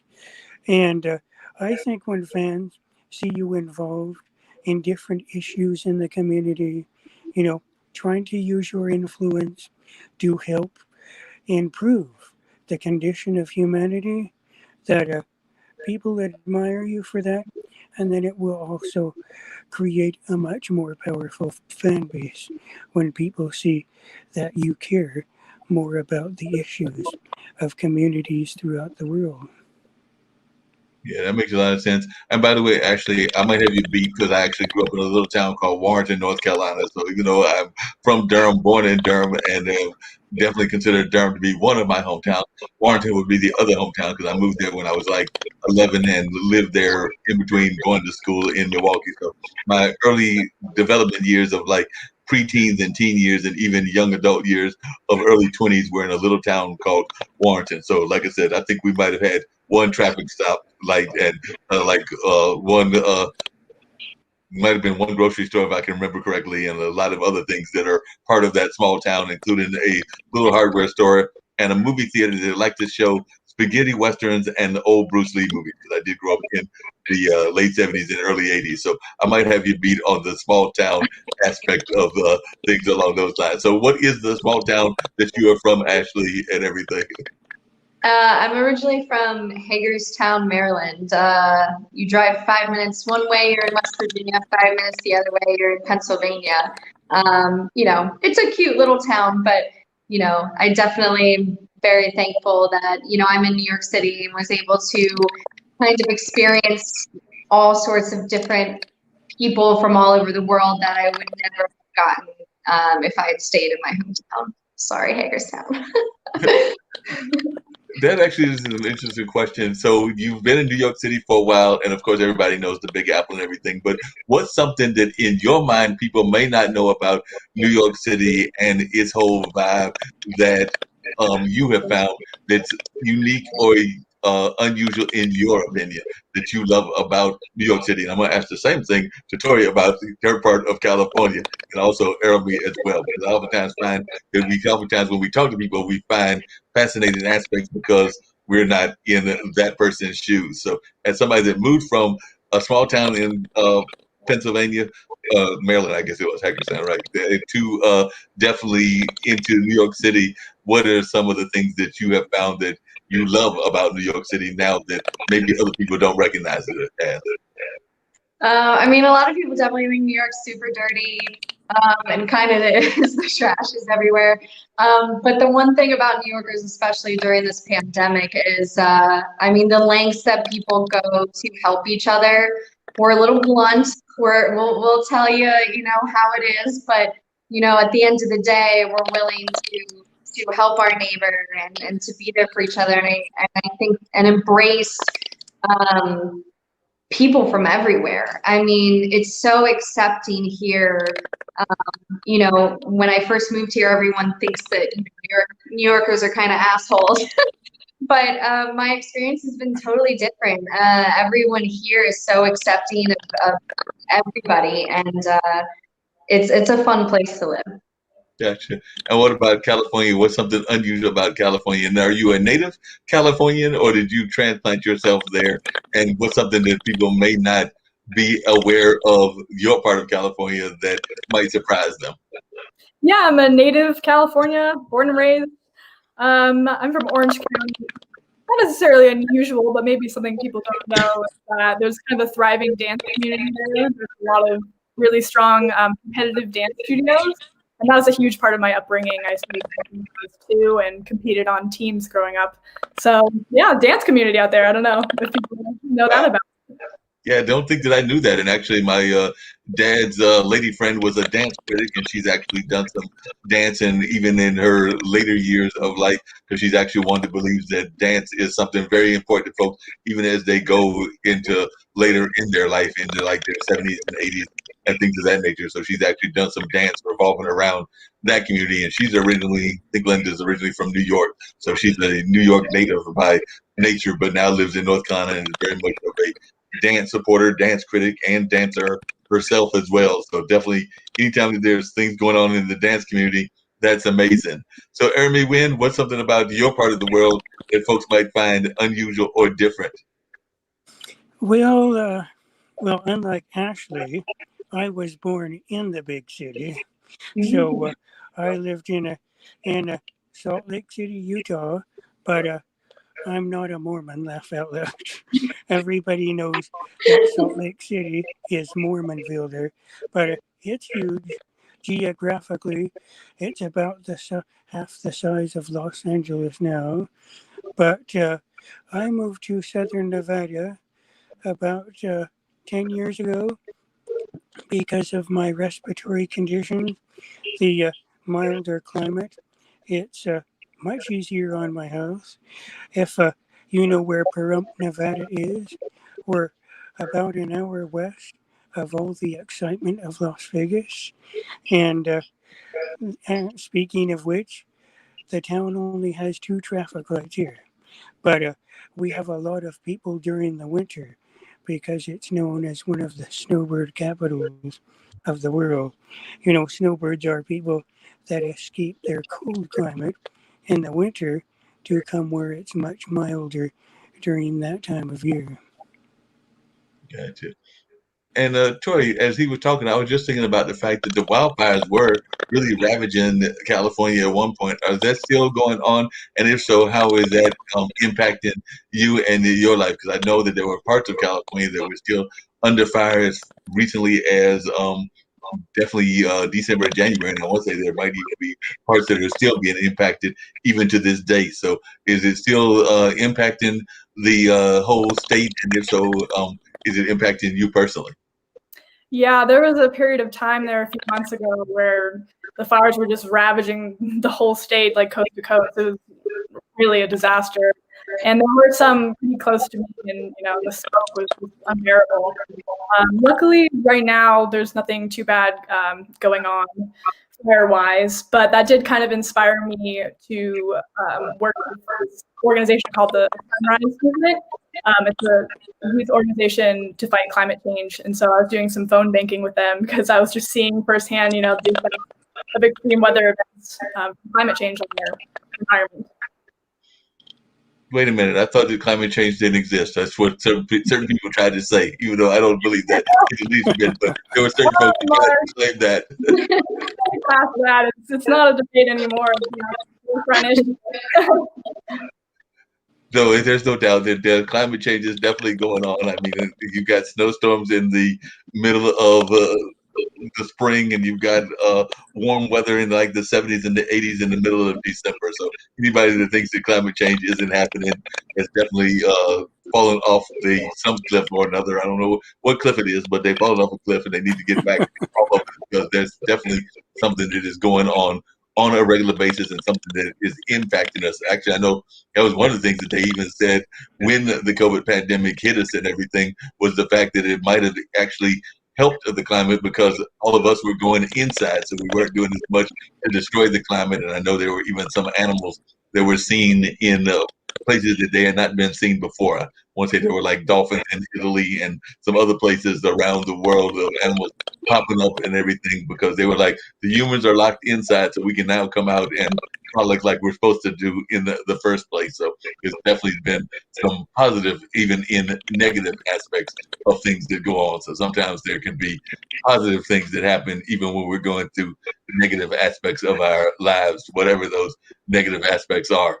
So definitely, I don't know how folks can think that climate change doesn't exist. It's very true and very real. So definitely, I think even Ashley had referred to it as well. So I think that she even is aware of the way that climate change has impacted also. So what is your thoughts on climate change, Jeremy Wynn? I believe that climate change is real.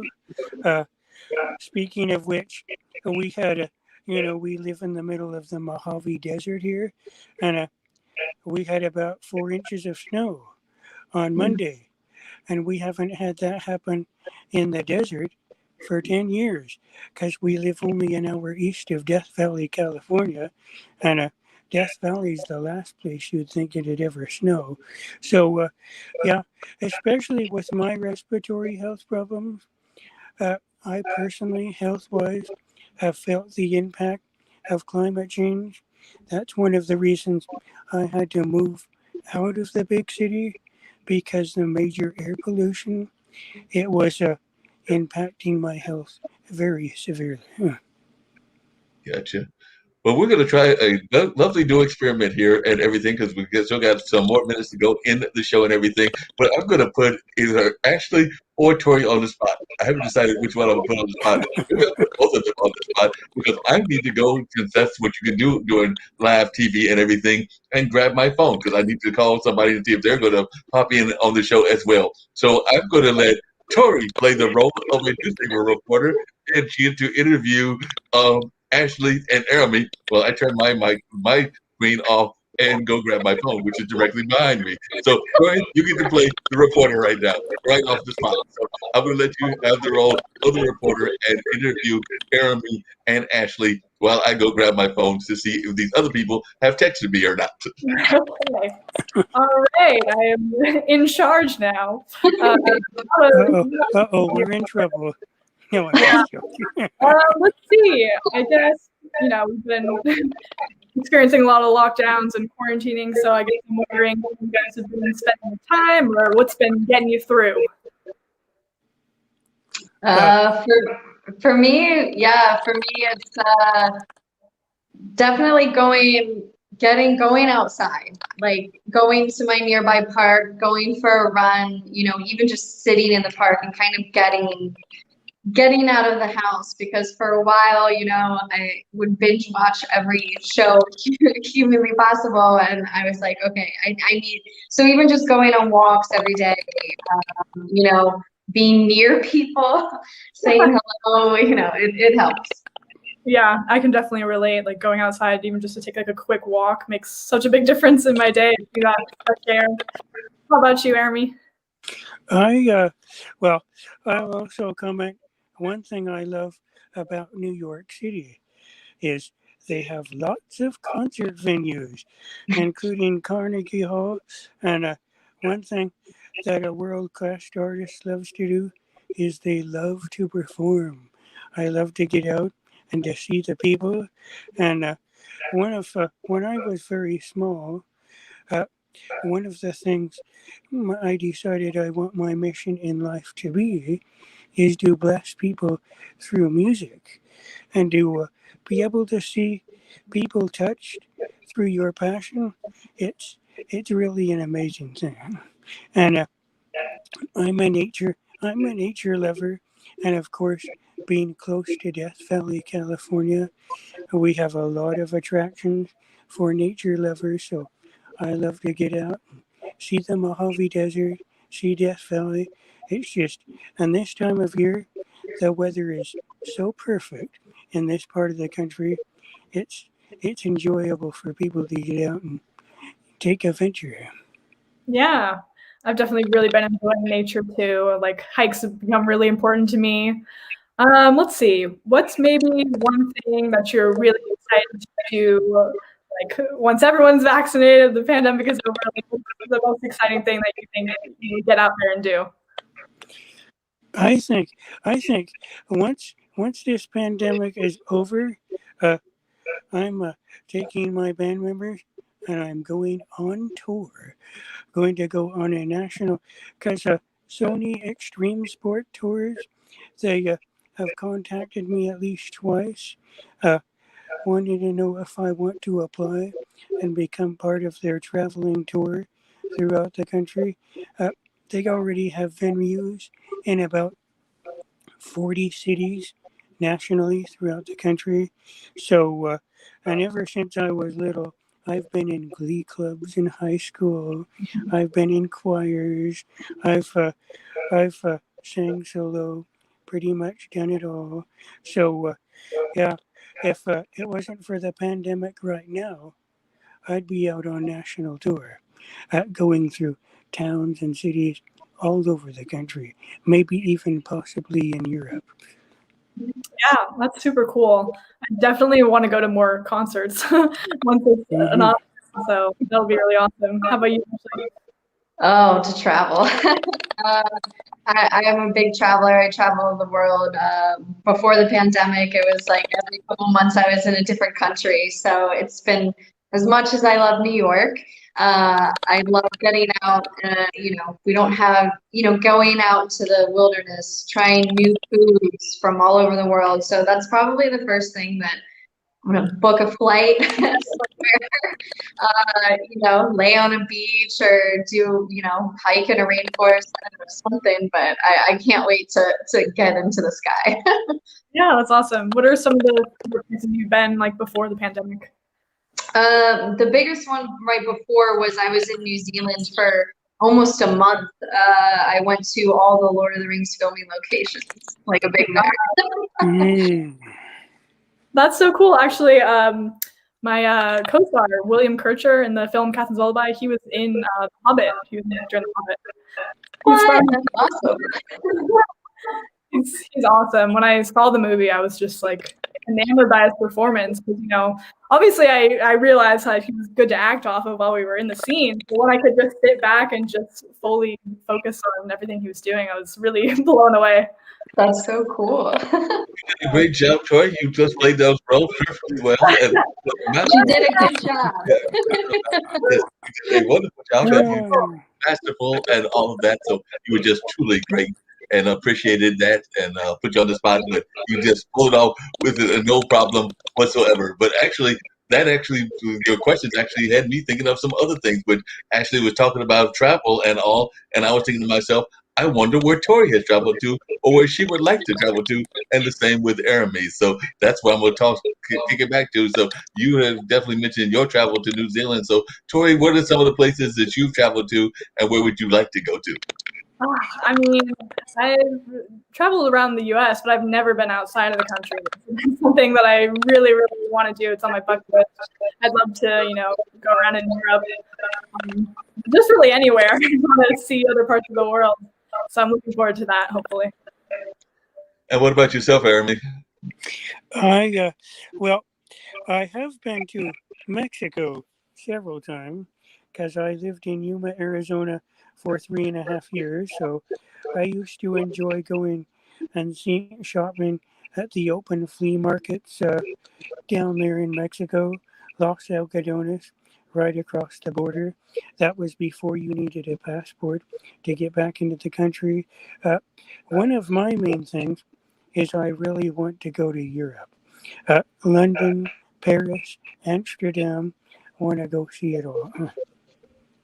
Yeah, sounds like some great places. Y'all were also Mhm. talking when I had to disappear to grab the phone and everything about some of the things that you were missing. I know that I watched a news reporter, and I think they were doing a survey or a poll, and they were saying that they asked folks what they were missing the most, and there were very simple things like seeing the face because of the mask, and also giving hugs and having that physical touch with friends and acquaintances and things along that line. So I was wondering all of the three of your thoughts about that, and even comes back to what Ashley's film is about as well. Because I've also heard that folks are finding it hard to even get involved in relationships these days because everybody's confined and it's not as easy to go out in the social dating environments where you oftentimes would meet your dating partners and things along those lines. So it's actually made it more difficult in this modern pandemic world that we're living in. So I just wondered if y'all could talk about how you're coping with that, even like because you can't go to necessarily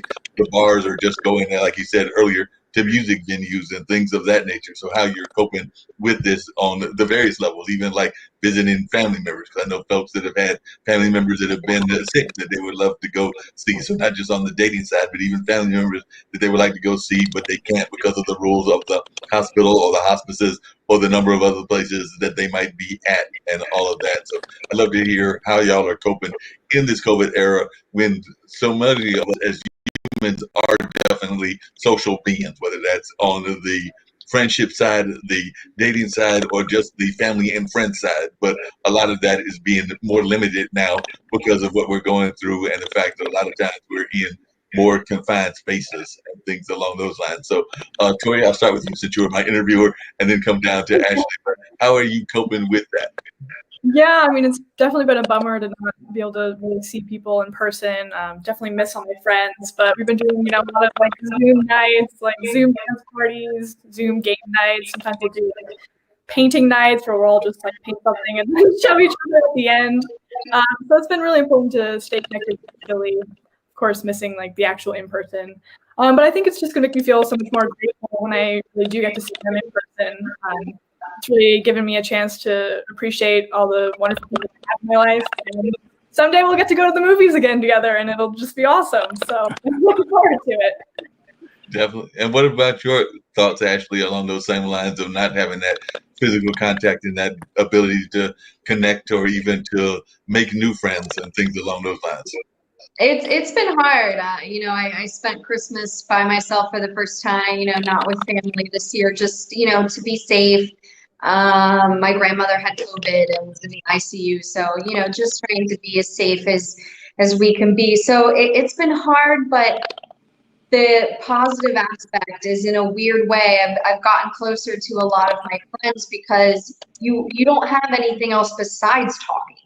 So, setting up phone dates and talking for hours and, really connecting, I think a little bit more than, in the past. And I cannot wait to sit physically at a bar and like have a drink with like my best friend and talk for hours. So that's definitely like the little things that you don't think that you're gonna miss until it's gone. Right. And what about yourself, Aaron Wynn?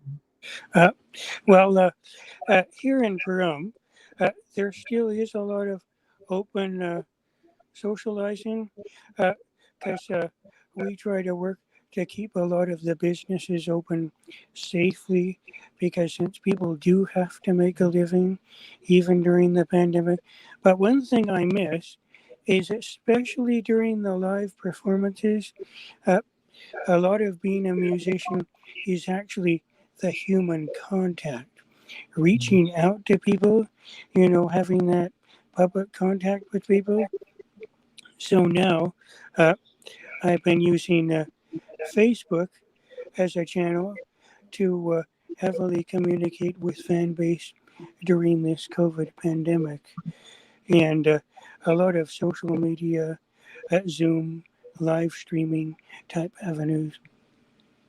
Yep, definitely. We're seeing a lot more of that. You had actually talked about the fact of the movies and coming back and watching them. I'm actually hearing people saying and fearing that we're going to have some hybrid model for at least several years and things of that nature. So, are you hopeful or are you optimistic that we will actually be able to get back into real movie theaters, or do you think that it's going to be like the sports things where it's going to be hybrid and we're only going to have like a mix of things going on where it's not the full capacity that we used to have and all of that? Because definitely that's one of my fears, is that we might be stuck for another 5 or 6 years in kind of a hybrid, more scaled down version. I hope that we get back into movies where it's packed and all of that, but my fear is that it might take it a while to get to that herd immunity. But I was just wondering your thoughts. I don't think it's going to happen this year, unfortunately, but I do think that I think it's going to happen eventually, because people just love going to the movies. I mean, we've had in New York, we had a diner near me in Queens that started doing drive-ins. And they would make burgers and come, kind of old school, and deliver it to people's cars. And because people miss that experience, and of just going and seeing, you can't see something like, the Avengers on your small screen. You got to go and see it on these huge screens. It's a different experience, and I think it'll come back, but it's unfortunately going to take some time. Yeah, definitely. What's your thoughts, Tori? Do you think it's going to be a while? Do you think it's going to be 3 or 4 years, 5 years? What is your hope? And I do know that they are talking about, even some of the big movies are pushing back or going direct to screen or direct to streaming and things of that nature. So we're even seeing that with some of the big blockbusters. But I agree with what Ashley said. It's not the same, those big blockbusters, without seeing it on a bigger screen. I mean, you can have a big screen in your house, I guess, but even that doesn't have the same impact as being there with all kinds of people and everything. Yeah, I mean, I'm hoping that it won't take 3 to 5 years.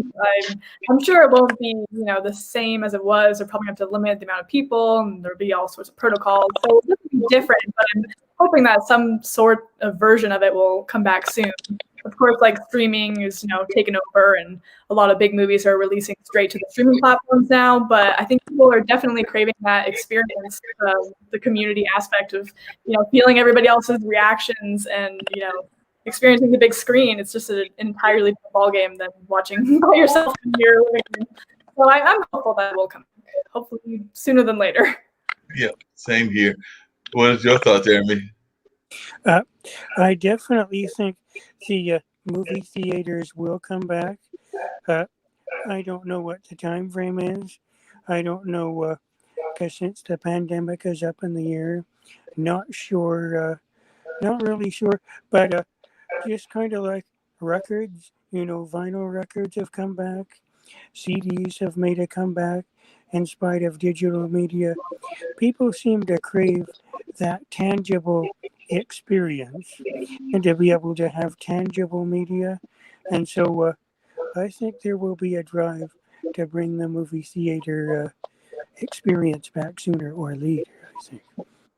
Yeah, that's definitely what I'm hoping for and everything. One of the things that Tori mentioned I found fascinating, because I was actually involved with them for a minute and then I just kind of got away from there for a while, but I definitely consider them to be part of my entertainment family, was the whole Daybreaker community. They were doing whole dance parties that I actually enjoyed being part of as well. So I was actually, even in my late age in the late 50s and everything would join them as they were having different dance music and would try to do some sort of a dance move, even though I'm not the best dancer in the world, from my being watched on Zoom and dancing as they were doing the yoga and mindfulness, and then the whole dance party type of environment. Because, daybreakers were very big in New York and California and globally, but then they also got shut down and realized that they wanted to keep those movements going. So they created these virtual dance parties that they did pretty much on a monthly basis. So I became like one of their semi-regulars popping in there, and they actually had some amazing guest artists. I think one time they had the Village People, another time they had Gloria Gaynor, and a couple of other amazing folks. And I know they're already doing things in 2021, and hopefully they are also hoping that they can get back to the more traditional form of daybreakers and all of that. So that being said, have y'all, either one of y'all or any one of the three of y'all, been to a daybreaker party or been to those kind of like day dances and everything? I have not. Yeah, no. Sounds fun though. Yeah, well, they're truly amazing. You'll have to get to one of them. I know they've done them in various locations, like taking over rooftops in New York City, as well as like old beaches and communities around Miami and a number of other places. But that's what they were doing when they were the more traditional version and everything. But now they've branched off and doing other things.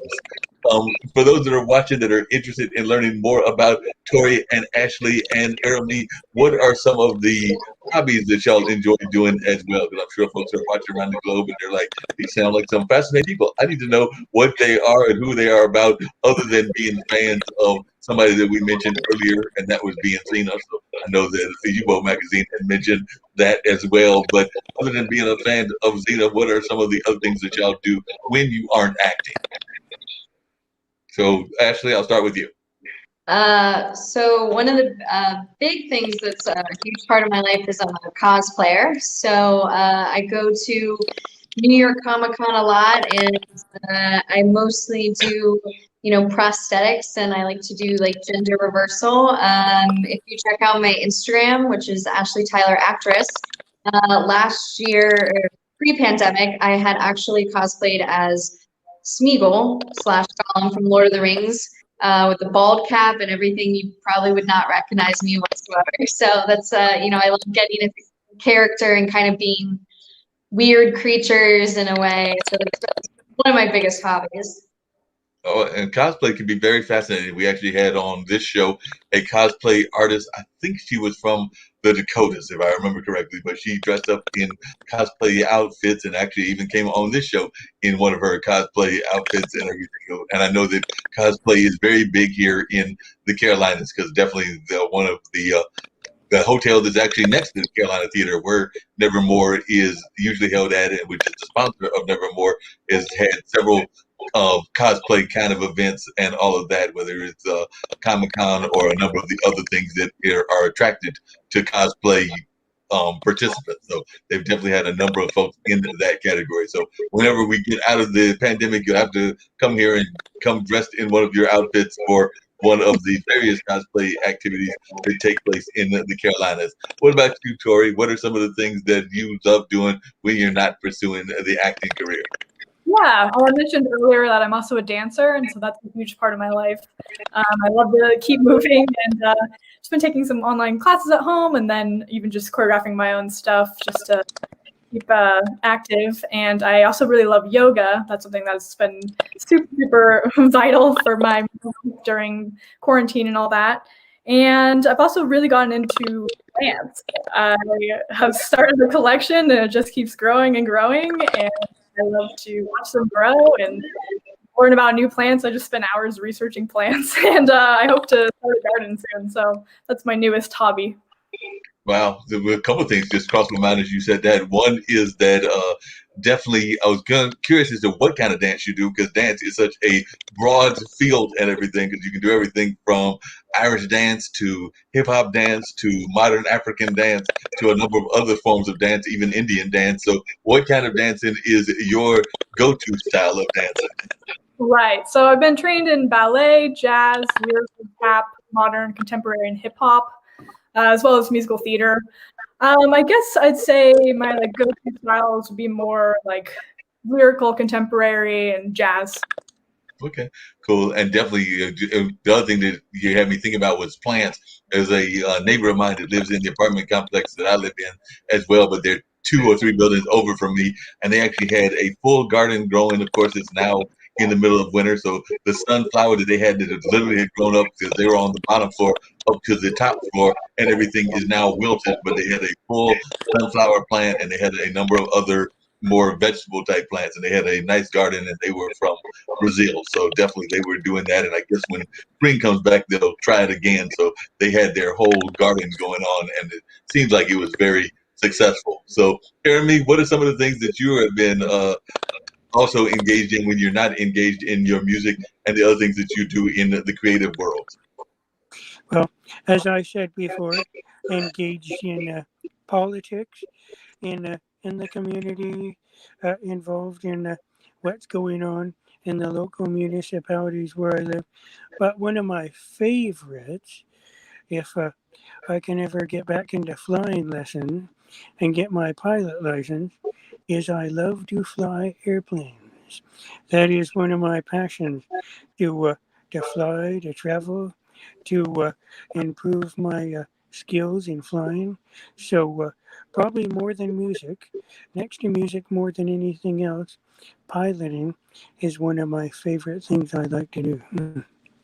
Wow. And one of the things I've heard interesting about being a pilot, and you can tell me if this is true or not true. I know it's true for boating because I just saw a news report on this yesterday, is that we oftentimes think about, and I'm actually a mass transit person getting around town through buses and things of that nature, but we oftentimes hear about that you have to go through the license process in order to get a car and in order to definitely get your driver's license and all that. But I've heard that you can actually get a boat without even having a license. And somebody told me that there was something similar with planes, which actually I find kind of scary, but that was definitely on the news that you can literally buy a boat without necessarily having a boater's license, because apparently that's something that goes on in the boating world. But I had heard that sometime back with certain kinds of airplanes that if you are trained, you can still definitely not necessarily have the more traditional kind of license. So what is the licensing process for flying? Uh, well, I believe technically you can buy a plane without having a license, but you can't fly it without a license because obviously you'd get in a lot of trouble with the FAA. But you have to go to you choose there's a number of different flying schools you can go through. You have to take the written tests. You have to take the flying test, and the scariest one is the check ride, of course, the final flight, because you have to fly the plane blind, and you have to fly it by the instruments only. And then once you pass the check ride, then you can go to the FAA and get your pilot's license. Uh, they usually require, at least the last time I checked, they require that you have to have about 40 to 50 hours of flight time in order to be able to complete your flying course. What? Yeah, And I used to have. Corey, or actually, have either one of y'all thought about either buying or owning or trying to fly or ride a boat or an airplane? Or y'all like, no, we're content with walking and only walking, and we don't want to try any of these other things out in our lives? So I'll go with you at first, Ashley. Have you ever contemplated trying to fly a plane and or taking off in a boat? Or you're like, no, that's okay. I'm going to stick to the car and to my 2 feet. No, I mean, being on a boat and being on a plane is a different story, but yeah, I don't think I would want to, learn. I would be too scared. And what about you, Tori? Yeah, I've never really considered it either. My dad used to fly helicopters in the army, though. One time he took my mom on this date where they went over fireworks near Disney in the helicopter, and so that sounds pretty cool. But I don't think it's for me. Learn how to fly. I'll stay on the ground. stay on the ground and not have to deal with that. I agree with you on that. I had actually at one time thought about like those hot air balloons and some of the other things, even hang gliding. But then my fear is that while the getting up in the air and the soaring could be fantastic and very interesting, there's that thing called landing, and I'm afraid that the landing might be more of a Roadrunner or Bugs Bunny kind of landing, where it's more of a flat and a splat than an actual landing. So that's what my fear is and everything. So I don't think that I want that whole splat aspect of landing the either the hot air balloon or the hang gliding. So yeah, I think I'll stick to catching the bus and catching mass transit and definitely catching some friends of mine. And of course, Pit and Pat can get you just about anywhere that you want to get to and everything. So both your feet can manage to get you anywhere that you want to go. So definitely, I think that I'll stick to those kind of thoughts and all of that. So I don't know about the rest of y'all, but I think I'll pass on anything else in that regards. What are some of your, because we were talking about this earlier, one of our shows that we do is a show called Weed Wednesday, and the gentleman that's involved with that is, and it's all about trying to get people out of prison that have been arrested for nonviolent offenses like around marijuana and a number of other things. He's had a tremendous amount of success, Jeff Eachin, but his sister was involved in the production of Cheers, that classic TV show, and all of that. So just wondering, what are some of your classic TV shows that you also remember growing up and they were your favorites? We talked about some of the classic horror movies, but I was just wondering, what were some of your classic TV shows that you remember as an actress loving and all of that? So I'll start with you, Ashley, and then work my way around. So what were some of your classic TV shows? And they can be as recent as Supernatural or Charmed, or they can even be more recent than that, or we can go all the way back to the sitcoms of the 50s and the 60s that are still in reruns. I definitely remember Frasier. That was one I used to watch all the time. Charmed was a big one. I loved the witchcraft and those kind of aspects. And I grew up in the, when Nickelodeon was having that big, it was really, with Sabrina the Teenage Witch and things like Hey Arnold, and a lot of the more like animated TV shows are the ones I grew up with that I still love. And what about you, Tori? What are some of the ones that you've loved out of the TV world? Yeah, I also was a huge Disney fan. On Disney, I remember really loving like Hannah Montana and Wizards of Waverly Place, and on Nickelodeon, like Drake and Josh, thought that was hilarious, and iCarly. But yeah, I just had like Disney or Nickelodeon just running constantly on the TV. Hold on. Wow. And what about you, Jeremy Wynn? What are some of the TV shows that you really enjoyed and that were big on your mind and everything? Well, some of the real classics. I liked Happy Days with Fonzie. Everybody remembers Fonzie. And I remember Gilligan's Island and Carol Burnett. Carol Burnett was one of my mother's favorites when I was a kid growing up. So we watched Carol Burnett on TV all the time. And cops and robber shows like Adam 12, if you remember Adam 12. So there, and one of my favorites was the Monkees. I loved watching the Monkees.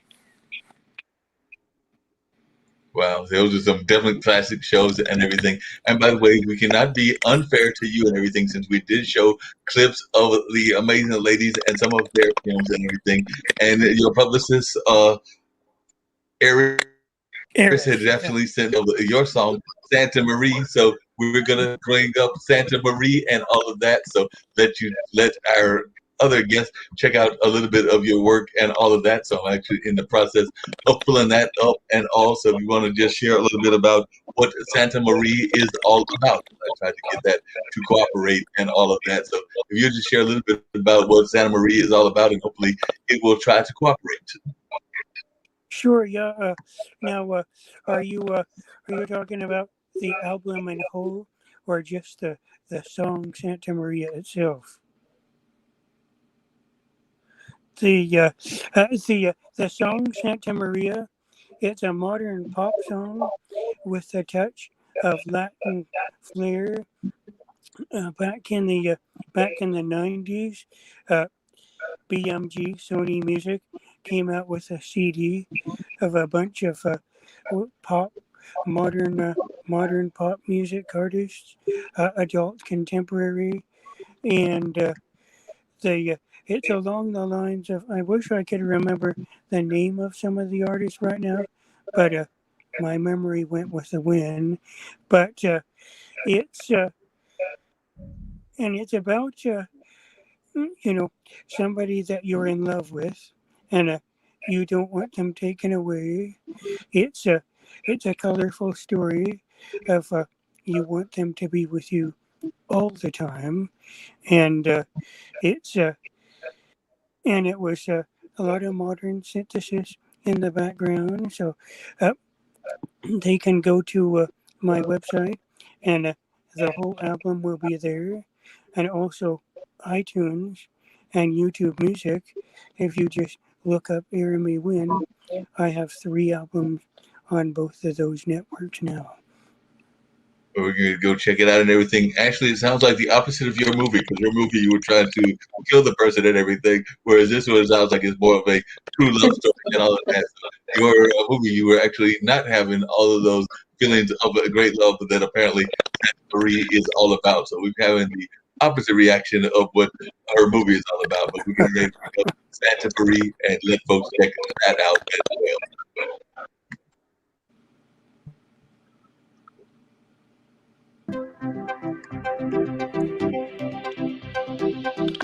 Oh, there it is.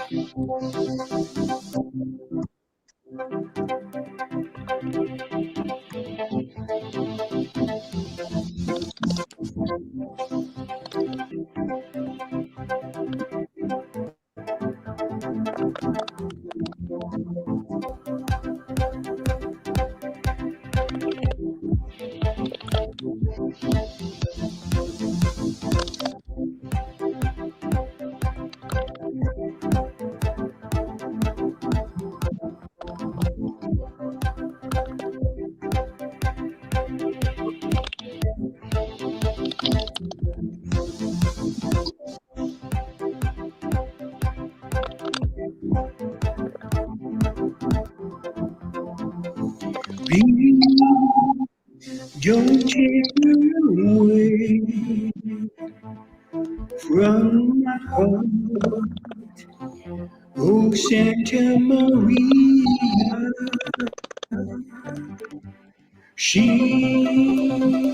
is as bright as the sun, as fair as the moon, and she lives deep inside of me.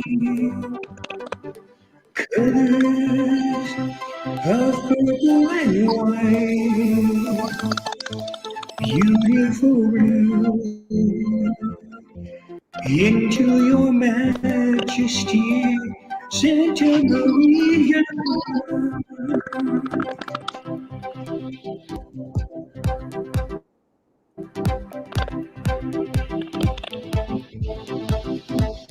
I'm dancing for you.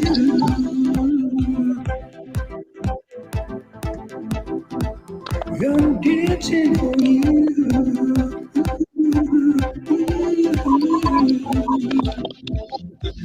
Dancing for you.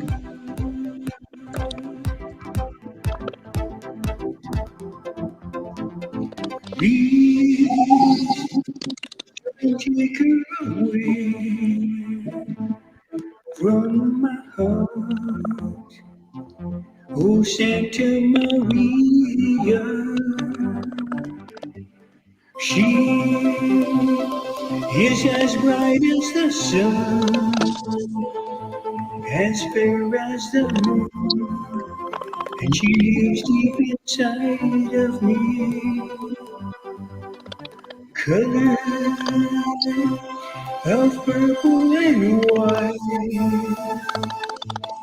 beautiful blue, into your majesty, Santa Maria.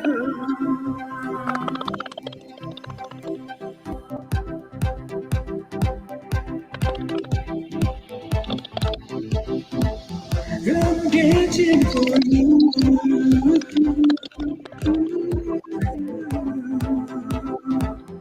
I'm dancing for you.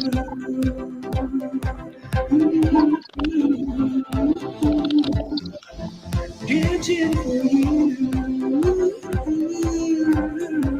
Yeah. I'm dancing for you.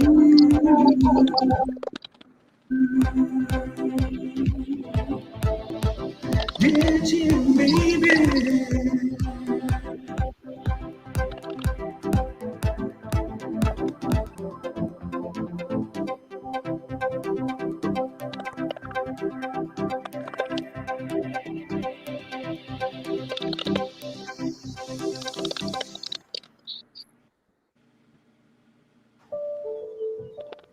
This is the canoe that a young couple will get gloriously lost in together.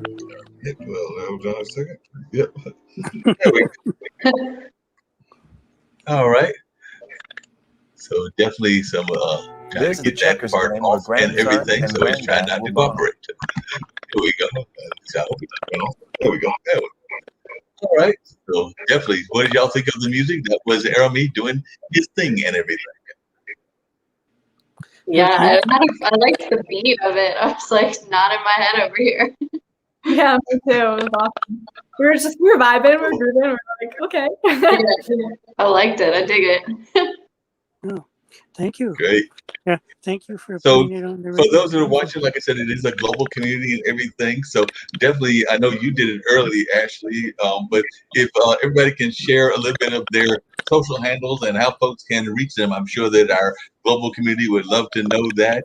And also, I've got to mention something else about the IBM platform that both of you will be interested in to my filmmakers, as well as I think we might even be able to work out something with the music aspect as well, even though that's become harder because of copyright issues and things of that nature. But Tori, how can folks find you? I know Ashley had mentioned that earlier, but on social media, how can folks find you? Yeah, at Tori Caustic is my handle on all the platforms. Instagram is my main one, so definitely reach out to me on there. But I'm also on Twitter, Facebook, Snapchat, just all the main ones. It's Tori Caustic, just on all of them. And Ashley, if you want to remind people one more time how they can reach you as well, I'm sure that folks would be interested in knowing that also. Yeah, once again, my main one, same story as Instagram. So Ashley Tyler Actress. If you want to follow Perfect Short Film on Facebook, you can follow updates on our film and our progress on the feature. Okay. That's actually another question I've got to ask you about the feature and how that's coming and everything. But before we get to that, Arami, how can folks reach you as well? They can, two ways. They can go to my Facebook page, look up Weeks Jason Howard. Again, I have my name all mixed up there, so people can't tell the last name from the first. They can also go to my Reverb Nation page. Go to www.reverbnation.com/Arami Wind Causeway. You spell it causeway like a causeway, a road that goes across a body of water. So reverbnation.com/Arami Wind Causeway. And Causeway's the name of the band. But all my music from the Santa Maria album, it's all right there. Sounds great. great. You can also follow Catherine's Lullaby is also on Instagram and Facebook. Catherine's Lullaby Film. Okay, cool. Appreciate that. Ashley, your film, the short film, has a perfect arc because it ends with an ending and everything. And also, how are you going to go into a feature film? Because, like I said, it has like a beginning, an ending, and a middle. So, like I said, I'm going like, how are they going to have a feature film when the short film already seems to have everything kind of answered for the most part? Well, the short's more of a proof of concept. So what we're going to do with the feature is essentially it's going to be the same storyline, but expanded as to why she's doing the things that she's doing, why she's killing these men, you know, more in depth on her character and backstory. So it's a little bit more developed arc for her. Okay, that should be interesting and everything. Are we going to see the opposite with Tori's film? Are we going to see a short version of the feature film? I don't believe so. You know, we got the feature and but we're hoping for a theatrical release on May 21st. Okay, that'll be great. So that'll be coming out in limited release to limited theaters, or are you hoping that it will be a worldwide release or a release in the nation? How are you the theatrical release? Yeah, it'll be a limited theatrical release in the U.S. and then in other parts of the world after that. But of course, we'll have to see what the situation is with COVID. But taking it day by day and the distribution deal, so we'll see how it all pans out. Well, I can tell you this without giving too much away, and you can probably guess who it is. But there is a character that was very prevalent in at least the beginning. Or so I think that they need to have at least an arc so we can figure out what's going on with a certain character, because that's one of the questions that I had when I was watching the movie and even got to the end. I was like, something's missing. I don't know what happened to that person. Yeah, I know what you're talking about. Great. Yeah. But you need to figure that out. We need to figure that out so we can figure out how to make that happen. Maybe it can be a whole nother storyline. We'll spin off. Yes, a spinoff. We can have a whole spinoff and all of that. And maybe even several spinoffs, because that is definitely something that folks may be interested in having happen, and it'll be interesting to see what that. One thing I'm going to tell both of y'all, and like I said, I've got to figure out how we would work on the music side. But the international broadcast media has got its own platform now as well. So we have our own website, ibmtv.tv. I've actually got some merchandise on there. I think I've got a T-shirt, a visor, a couple of other items as well, a sticker for the online dinner party, which is the show that I do for them on Wednesday afternoons, and all of that. And a couple of the other shows have product as well. But there is a platform because Nick, one of the founders, bought the URL, because we know Blockbuster went under, so he bought the URL for Blockbuster. So we actually have the capacity to show movies on our platform. So like I said, we've been showing a lot of Hennings Rev Share movies just because we have a partnership kind of with them and all of that. But definitely there is the possibility of movies being shown on this platform as well, because if you go, you'll see TV series and you'll see movies. So right now there is no movies in movies. So if either of you, and I've mentioned this to a couple of the other filmmakers that have been on this show as well, are interested in having your movies shown on the platform, this is another platform that the full movie can be shown at. One show, work out the details, and if y'all are interested. But definitely that is something that is going on, that is being offered here on the international broadcast media platform. So like I said, you can go there, and I can also put you in touch with Brandon and Nick and Kim. Nick and Kim are the ones in charge of the network, along with Ankit, who's in India. I know that Brandon has been helping a lot with the creation of the shop, but also some of the creation around the website and all of that, because he is a young gentleman, probably in the same age range as you folks are. Because I didn't ask that, because you don't ask like that, because that's just rude, and you don't do that. But I think he's in his mid-20s and all of that, so I think that y'all are probably in that same millennial kind of age set and all of that. So definitely. Well, thanks for making me feel better. I won't tell you my age then if you think I'm mid-20s. Like you're in your mid-20s. Yeah, we'll keep it there. We'll keep it there. So definitely that's something that y'all should be interested in and all that. So just let you know that and everything. Earlier, Tori had talked about her work with, and one of my other filmmakers had talked about working with Ernest Thomas, who, if you remember, that what's happening now and everything, and definitely you had mentioned working with Raven Simone. Ashley and Jeremy, who are some of the name folks that you have worked with? Because I know that if you've been in the industry even for a year or two, you've had the chance to work with some name entertainment industry people. So I'll start with you, Jeremy, and I'll come to you, Ashley. So, Jeremy, who are some of the name musicians that you had a chance to work with in your career? Mr. Wynn? Oh, me. Oh, yeah. One of my promoters was David Kuhn, who was one of the founding members of the Red Hot Chili Peppers. Also, when I worked, when I had my own Spreaker radio show on Facebook, uh, I had an artist by the name of Lauren Frost, who she had managed to perform on stage with Barbara Streisand when she was 15 years old. And I had another jazz saxophonist who recorded in the same music recording studios as Michael Jackson. So I've had a few, and I recorded one of my own singles, More Than Just My Dreams, at Spirit West Studios in Salt Lake City. I know the Lisa Nishon family very well that owns the studios. Uh, some of the key artists that recorded there was Snoop Dogg. Snoopy recorded in their studio back in 2002 when they had the Winter Olympic Games. Uh, Marie Osmond, uh, Marie Manilow, and also David Cook. You remember David Cook as the American Idol for a while. So, and very wonderful people, professional people, been in the business for decades, and they were also responsible for setting up the opening and closing music acts for the 2002 Winter Games there in Salt Lake.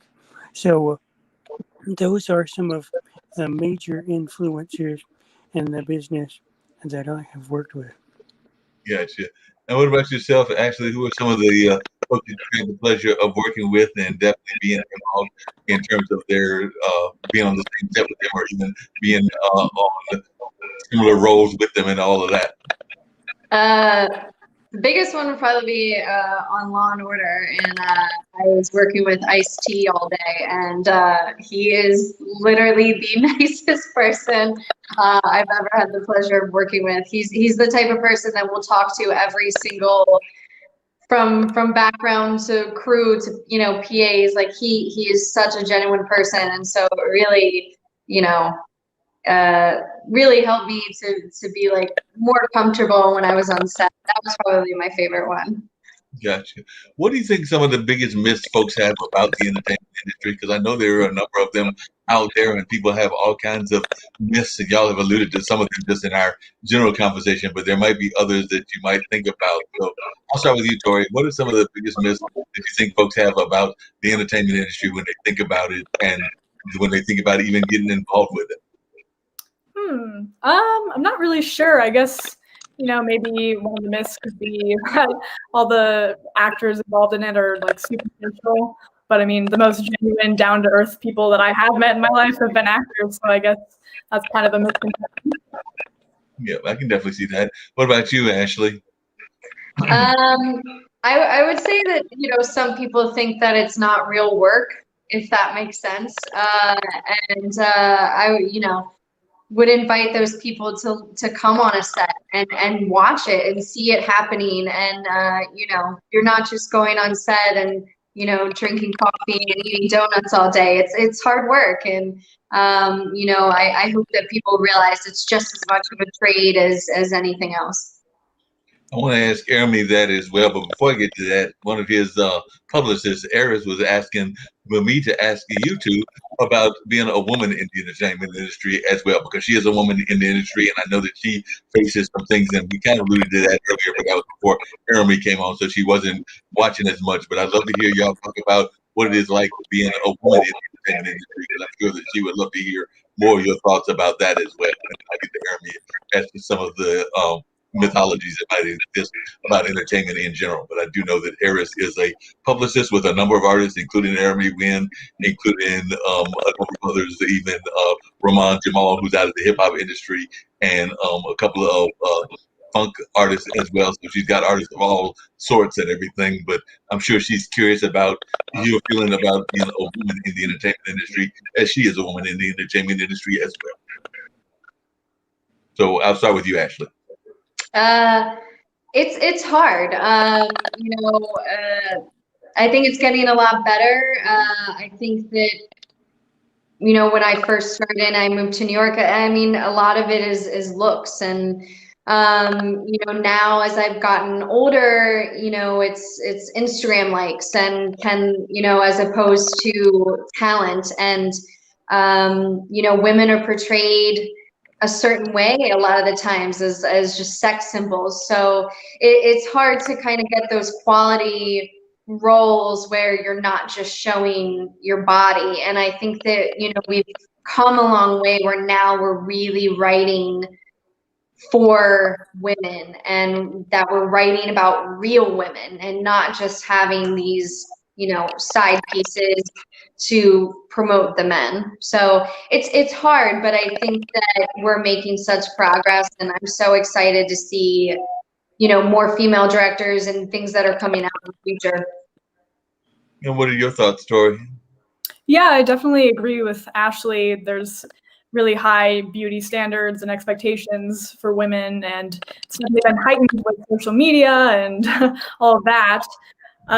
You know, I guess there was kind of a tendency for the industry to kind of seem like a boys' club, you know, with men all behind the camera, the whole cast being men. But things are totally different now, and it's way more inclusive, and so things are turning around fast. And like Ashley was saying, there are a lot more roles for women and more quality roles for women. So things are on the. That's good to hear.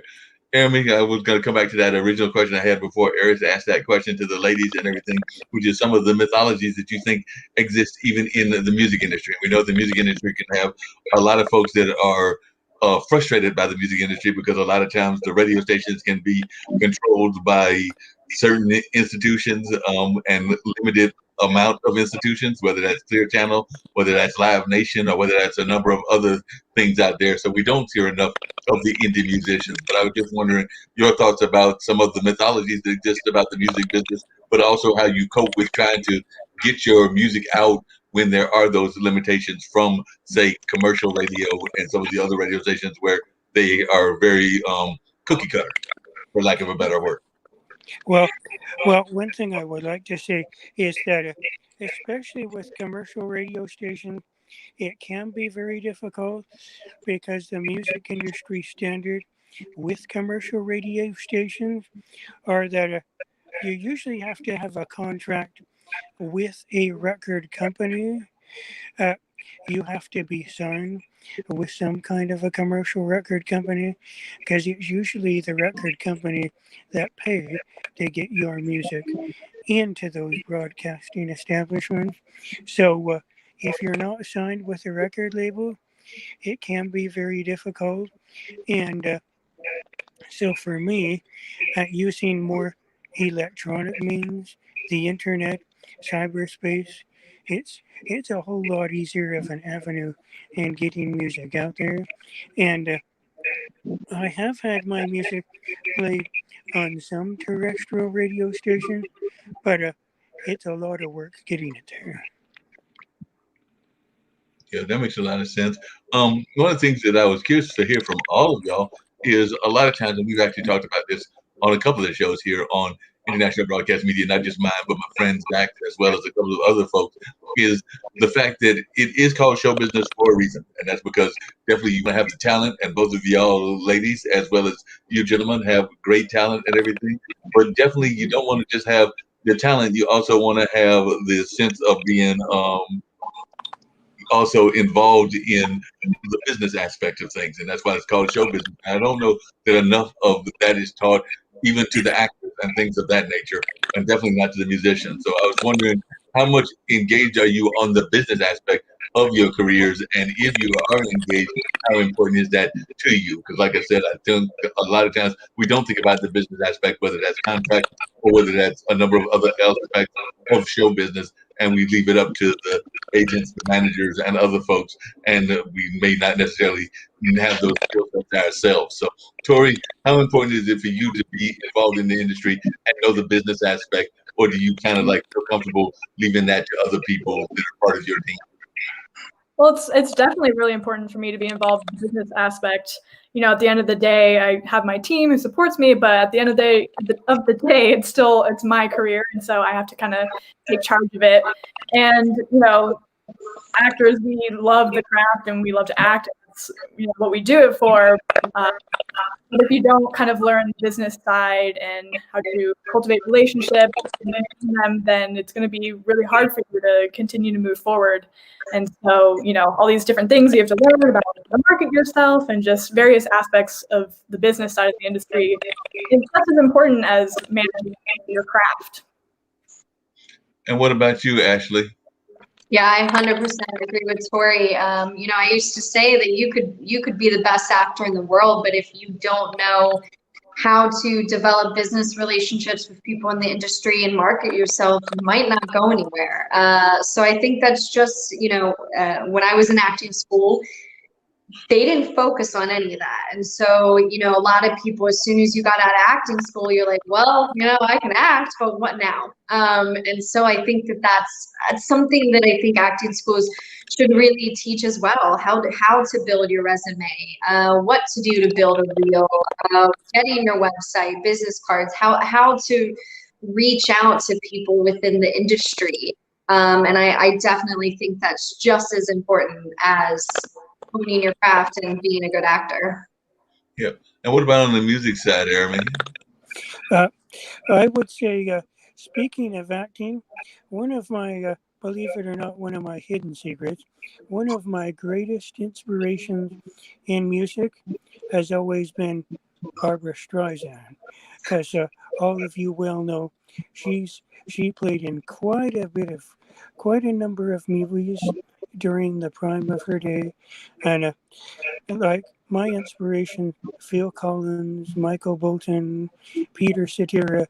One thing people don't know is, they're big superstars, but they were also good businessmen and good businesswomen, and any world famous artist is going to be a good business person. They have to know the resources that are available to them and the right avenues. And of course, a big part of it also still depend on who you know, developing those key working relationships in the industry to get your career to the point where you want it. Yeah, that makes a lot of sense. And one of the things you said, actually, is I'm curious to hear from everybody their thoughts about it. Is you talked about acting schools, and we've actually got a couple of good acting schools here in North Carolina. Definitely, has a pretty good acting school.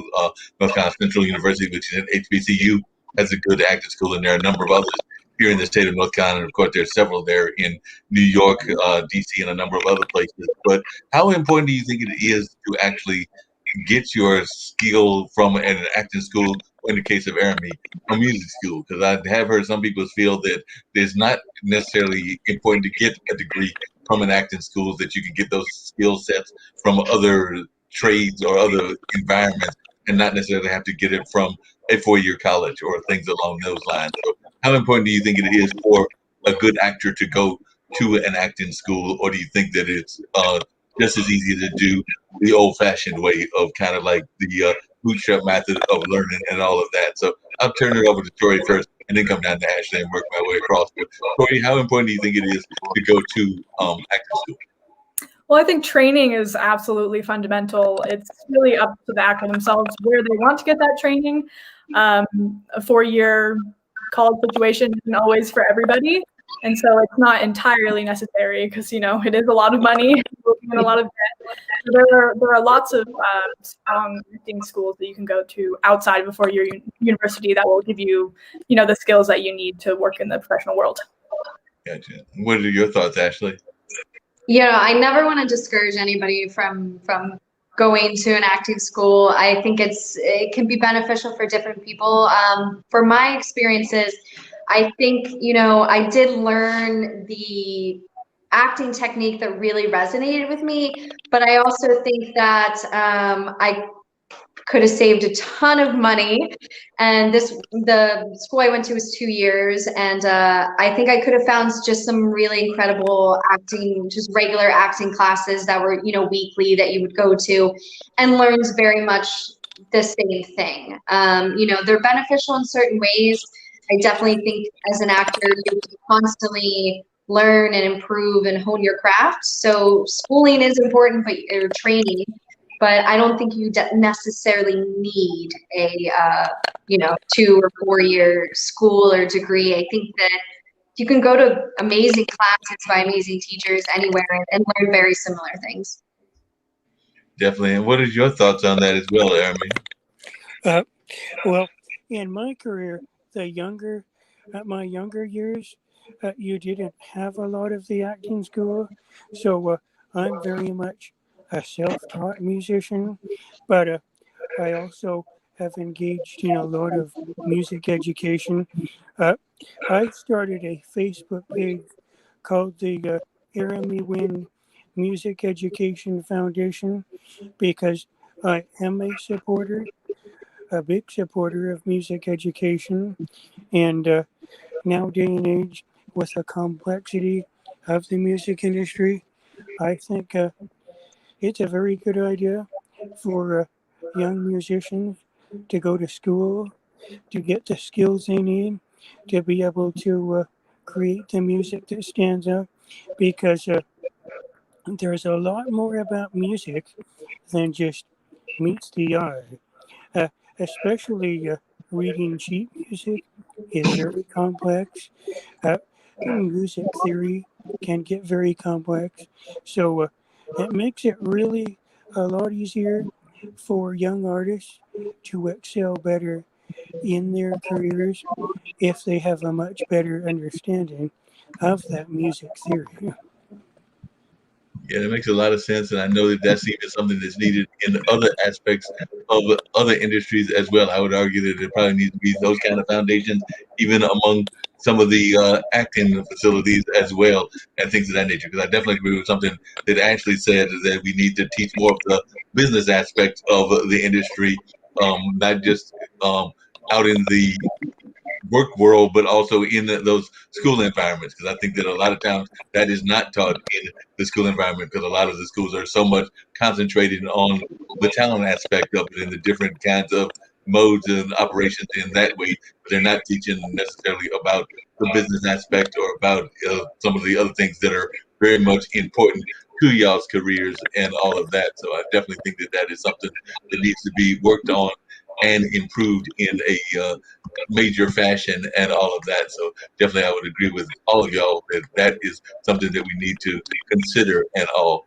By the way, I did want folks to check out some of the other shows that we've got here, and then we'll get ready to wrap things up very shortly. But I'll let y'all get some water while we check out some of the other shows that exist here on the network, including my friend Sasha's show about chess. So I've got a couple of shows that I'm going to let folks check out, including one that I think that the actors will find quite interesting because one of the shows that we have is a show called Talking Upstream. And what Talking Upstream is my friends Zach Wiseman and Dylan. Can't remember Dylan's last name off the top of my head, but they do a show where they literally whiteboard story ideas. So they are creating movie shows as well as TV series, as well as a number of other things, with the hope that somebody like a Netflix or Hulu or somebody will pick it up and go ahead and make it a full production that can star folks like y'all. So they are doing this on a regular basis, and that show airs on every Sunday. So they do that show, and they are out of the Colorado area by way of other parts of this country. But they literally whiteboard these story ideas and have come up with some really unique story ideas, everything from action adventures to period pieces to a number of other kinds of styles of movies. I think they even had a couple of horror movies in there as well. By the way, all of y'all will be glad to know they had me as one of their guests because they will sometimes bring in lately different people as their guests to help them pitch the show ideas and come up with the ideas. And usually, Dylan will present an idea, Zach will present an idea, and you're supposed to choose an idea. Y'all know me, I can't do that. I've got to do things a little differently. So I told them, let's go with both ideas. So they had to blend the two ideas when I came on the set, and it actually worked out quite well and all of that. But let's check out about 10 stars and also about talking upstream. And if y'all want to go get a can of water or soda, y'all can do that, and then we'll be ready to wrap up things very shortly after that. But definitely, here's a little bit about Chess Stars.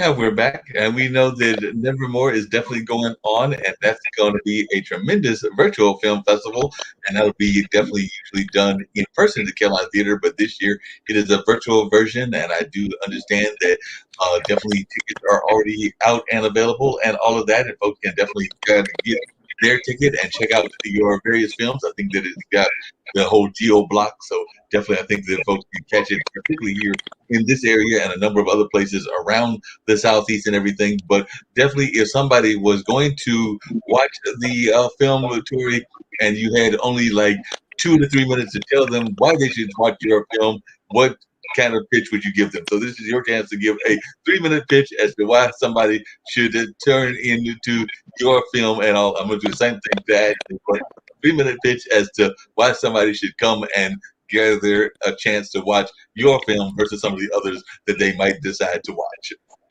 Okay, well, it's a psychological thriller about a teenage runaway who has to pretend to be this delusional man's daughter in order to escape captivity.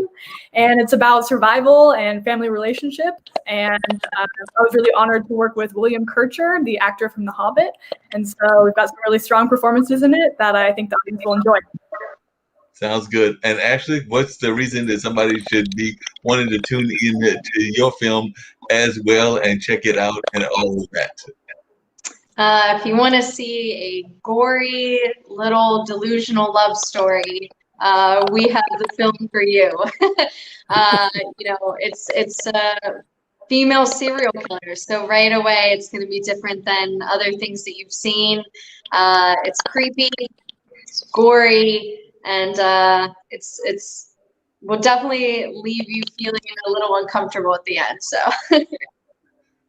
That's what we need in this day and time, is a little bit more uncomfortability. Sometimes that's what we need in our life and everything, a little bit more uncomfortability. So if somebody wanted to catch your music every when, why should they check in the music, and what's the reason that they would be wanting to tune in to your sounds? Well, if they like Phil Collins style, Michael Bolton style, Peter Cetera, the world-class type music like that, I been in the industry for many years, so I like to bring world-class music up to the public, to fans throughout the world that people enjoy listening to. Uh, I'm very big on enjoyable sounding music, so something that you can listen to for hours and hours on end. Sounds great. It definitely sounds like some amazing things that are coming up. And definitely, like I said, we got about another 10 or 15 minutes to go, and then we'll wrap the whole thing up. But it occurred to me that since I had so much fun with Tori, that I did not put Ashley on the spot. And since she's an actress, she gets to interview as well. So I'm going to drop off and let Ashley interview y'all also. So I don't think we can have two actors and not be fair to both of them. So, Ashley, you get to interview Tori and Aaron now. So I'm going to put you on the spot this time. So, Okay. Okay, so to both of you, what would be your favorite movie of all time, or a film that you've seen a million times and never gets old? Yeah, I mentioned it earlier. Lady Bird is my favorite movie. When it was out in theaters, I saw it 4 times. It's so hilarious and also makes me cry every single time. And there's so many little quirky details and moments that are just amazing to watch, and I can watch it a million times. Yeah. I'm a big Star Wars fan because when I was a kid growing up, Star Wars was the thing on the big screen in the theater, back before they had any computer technology or anything. And I could always watch Star Wars over and over and over. Speaking of gory movies, I'd like to see somebody come out with a new Stephen King style movie that keeps you on the edge of your seat through the whole movie. Me too. I want that too. Mhm. Oh man, this is harder than it looks. I feel like Tori asked some good questions. Thank you. Well, both of you, because Tori, you dance, and Erme, you do, music. Tori, like, what kind of music or dance style do you prefer? And Erme, like, you're kind of more like in the jazz aspect, a little more like you said, Michael Bolton. Has that always been your style, or has it changed over time? I've jazz. I started out more in the jazz aspect because I have connections with like Grammy Award winner saxophonist Jason Weber on Facebook, and I've also known like Boney James. But as the music style changed, as jazz kind of faded out, I decided that getting more into the pop music style, since pop music has been the dominant genre of the music industry for so many decades, that that's where it was at. That's where I'd get people's most attention. Nice. Yeah. Great job. Go ahead, Tori. I was going to say, for me, in terms of dance, growing up, I had a lot of ballet training, and I would go to summer intensives specifically for ballet and pointe. But then I was also a competitive dancer where I did a lot of jazz and musical theater. I have those kind of two aspects of my life running side by side. And now I would say my most favorite would be contemporary and lyrical styles to choreograph and explore with on my own, to more modern and stuff like that. Cool. Great job. By the way, I'm gonna bring in one of my other partners in crime and everything, who's actually all about like good health and nutrition and all of that. So she may have some questions for actors and actresses and music about nutrition and gut health as we're wrapping down and got, like I said, about another 15, 20 minutes to go and everything. So Cara, meet our new acting friend. We've got Tori here and Ashley here. Tori is representing California. Ashley is representing the New York area and everything. And we've also got Jeremy Wynn, who is a musician and representing the whole Salt Lake City area. And of course, you're representing Cincinnati. And of course, I'm in North Carolina. And we've got the entire nation pretty much covered and everything. So definitely, any thoughts that you want to share about the importance of nutrition to our fine actresses and musician here as well? I love the interesting segues, to be honest. I am honored, actually, Mark, that you're like, hey, do you want to pop in? I don't really know how I fit in the mix. I mean, I'm sure you have your own routines and whatnot. You have to keep healthy, and like a lot of stamina goes along with dancing and acting and being, a musician and whatever. I just think it's an interesting segue, but I'm just happy to meet you guys. And I actually like to take down names so I can read up on you later. so thank you for, I don't know, just letting me be on your show. But yeah, I'm a health coach and I focus on gut health and really the mind and the body and how it all correlates. So.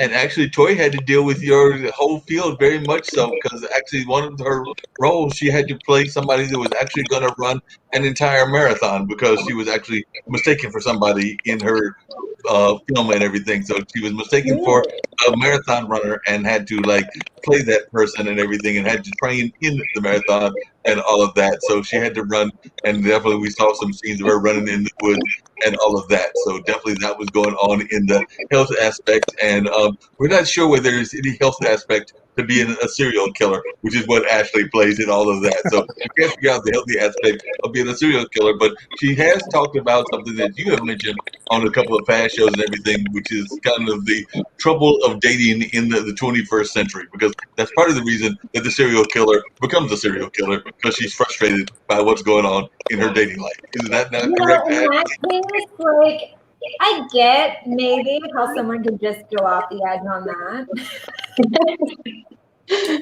Very interesting. And for you to do the whole marathon thing, you didn't skip on carbs, right? No. I mean, I definitely knew I was going to be running on the film, so I trained beforehand and made sure I was eating enough and all the good stuff. But yeah.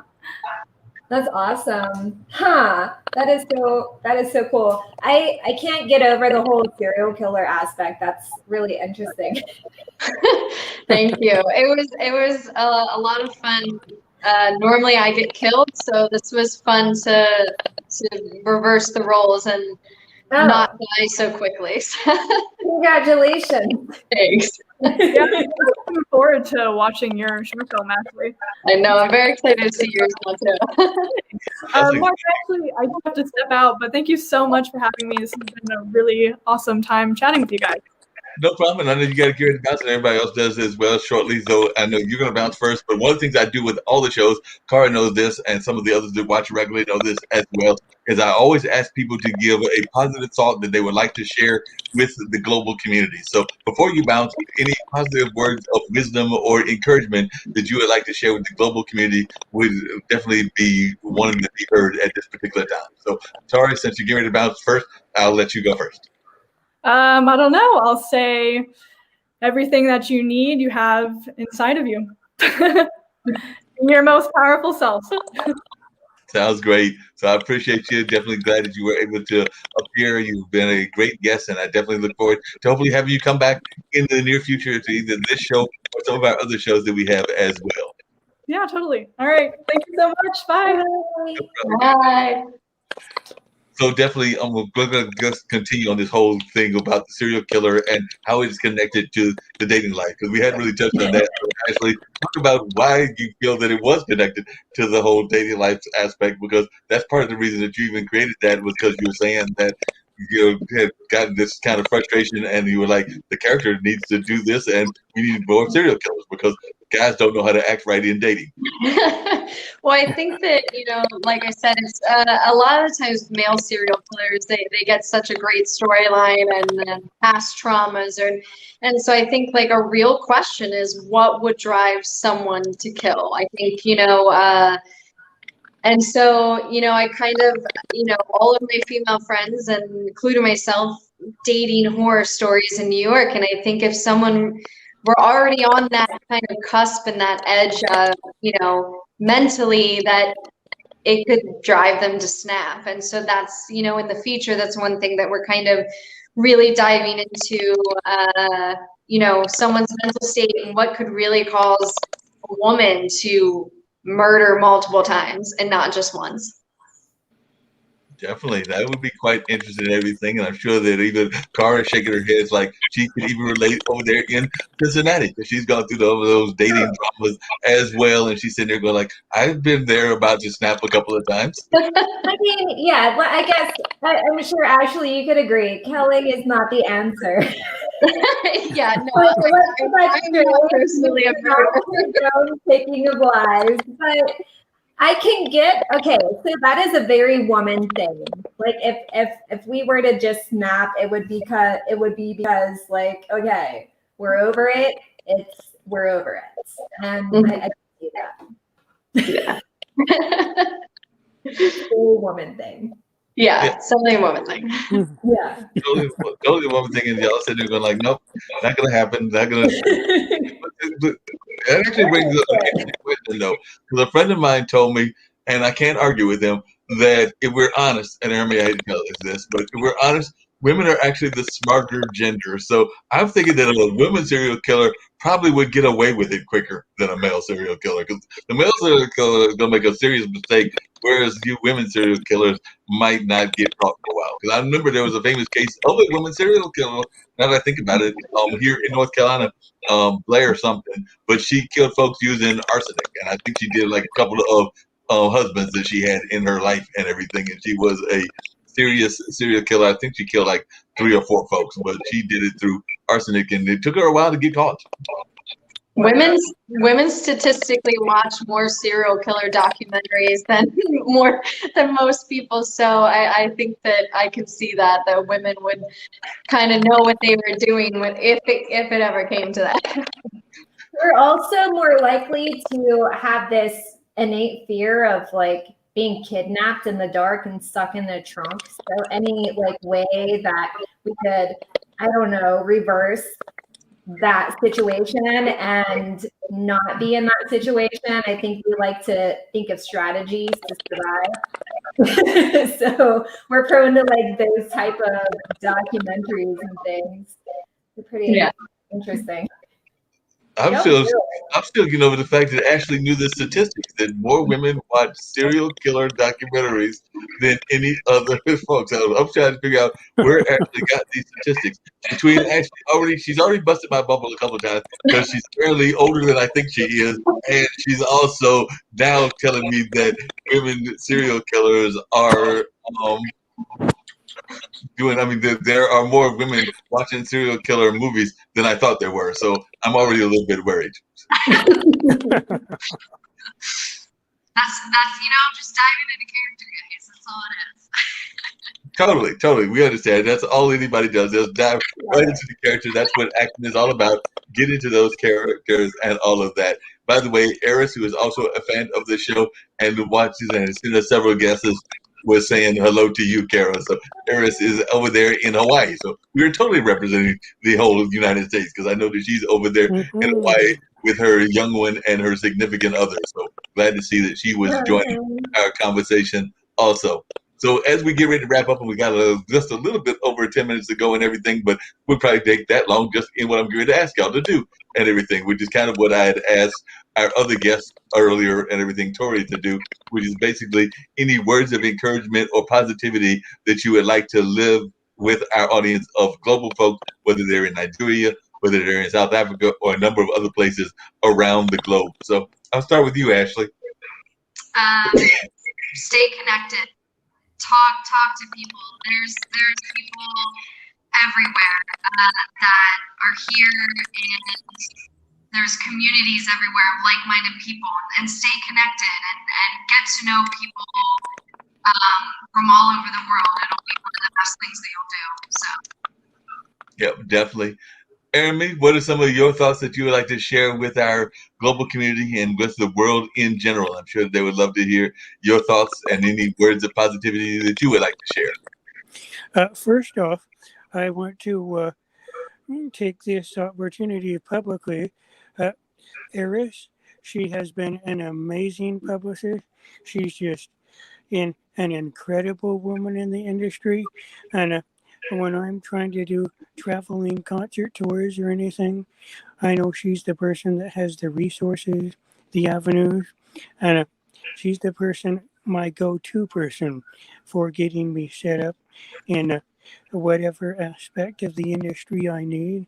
So any artists who need to, need direction, need resources, Eris at UBO Mag, she's amazing. But I just wanted to say the same thing as Ashley said, stay connected with the human race. Social interaction, it's it's mentally healthy. You know, it's not healthy to be isolated, to be alone. So you can learn a lot from people. It's always fun to get to meet new people, and I just enjoy life and have fun. Yep, you definitely got to do that, enjoy and have fun and all of that. And by the way, y'all will be glad to know that Eris wants to connect with both you and Tori as well because she had said that earlier and everything. So I know that she is definitely involved in the entertainment industry and definitely loves encouraging fellow women in the industry as well. So she was definitely letting y'all know that she wanted to connect with you. And I know that she's already said that about Cara as well. So definitely she's interested in connecting with Ashley, Tori, and Nakara and just kind of continuing to build that community as well. So definitely, and by the way, she was also teasing you for knowing those stats and everything. So she was teasing you for knowing stats at all. So I'm still trying to figure out why you know those stats and what other stats did you know that we might be scared to know that you know. So that's just what happens when you study these roles, and that's what a good actor does. They know the roles and they know them quite well, so they are able to get those kind of skill sets and just have all of that going on. So, what are some of the things that you would like to share, Cara? And then I'll get ready to wrap everything up with some thoughts of my own. But definitely, what are some things that you would like to share with our audience also? Well, first of all, Ashley, Ernie, you both seem amazing. And Ashley, I would love to have a conversation more about that whole serial killer business. That's cool. Super amazing. Totally enthralled. But and yes, if you'd like to connect with me personally, Deep End Roots Health Coach at Gmail. Here, do you want to put that on there? Mark, Deep End Roots Health Coach at Gmail. I never turn around to anyone just wanting to chat or connect, And so with that, I just want to say, stay curious, stay open and get curious. You never know who or when someone's going to say, hey, join this StreamYard and talk to people, or hey, here's my email or whatever. You just really don't know what can come up, just interaction. So get curious, stay open, and stay connected. So thanks again, Mark, for letting me hijack the end of this. No problem. I love when you pop in, and there's no such thing as hijacking on this platform and everything. So definitely always glad to have you pop in and share your wisdom and everything. And like I told Tori earlier, I will tell Ashley also, definitely know that you're always welcome back. And we would love to have your film on our movie section as well. And definitely look forward to more and more conversations in that regard. And I actually got somebody just popping in at the last minute and everything as we were winding down. But definitely want to say hello to Shamine Davis also. And she's doing a lot of work in the entertainment industry as well. So you might come back on a later time and also have her definitely come back on our audio podcast, which I'm going to link to in a few minutes and everything, because I was hoping that she'd be here earlier, but definitely always glad to have her at least for a few minutes. So definitely, if you can share a little bit about your background, Shaman, and what you're doing in the entertainment industry there in California, and I will definitely bring you back in the near future as we were just wrapping up. And I said, hey, wait a minute, Shaman popped in. I got to at least say hello. Hey, how are you? Can you hear me? Yes. Oh, great. Hi, how are you? How's everyone? Hi. So my name is Shameen Davis, and I live in Southern California in Los Angeles.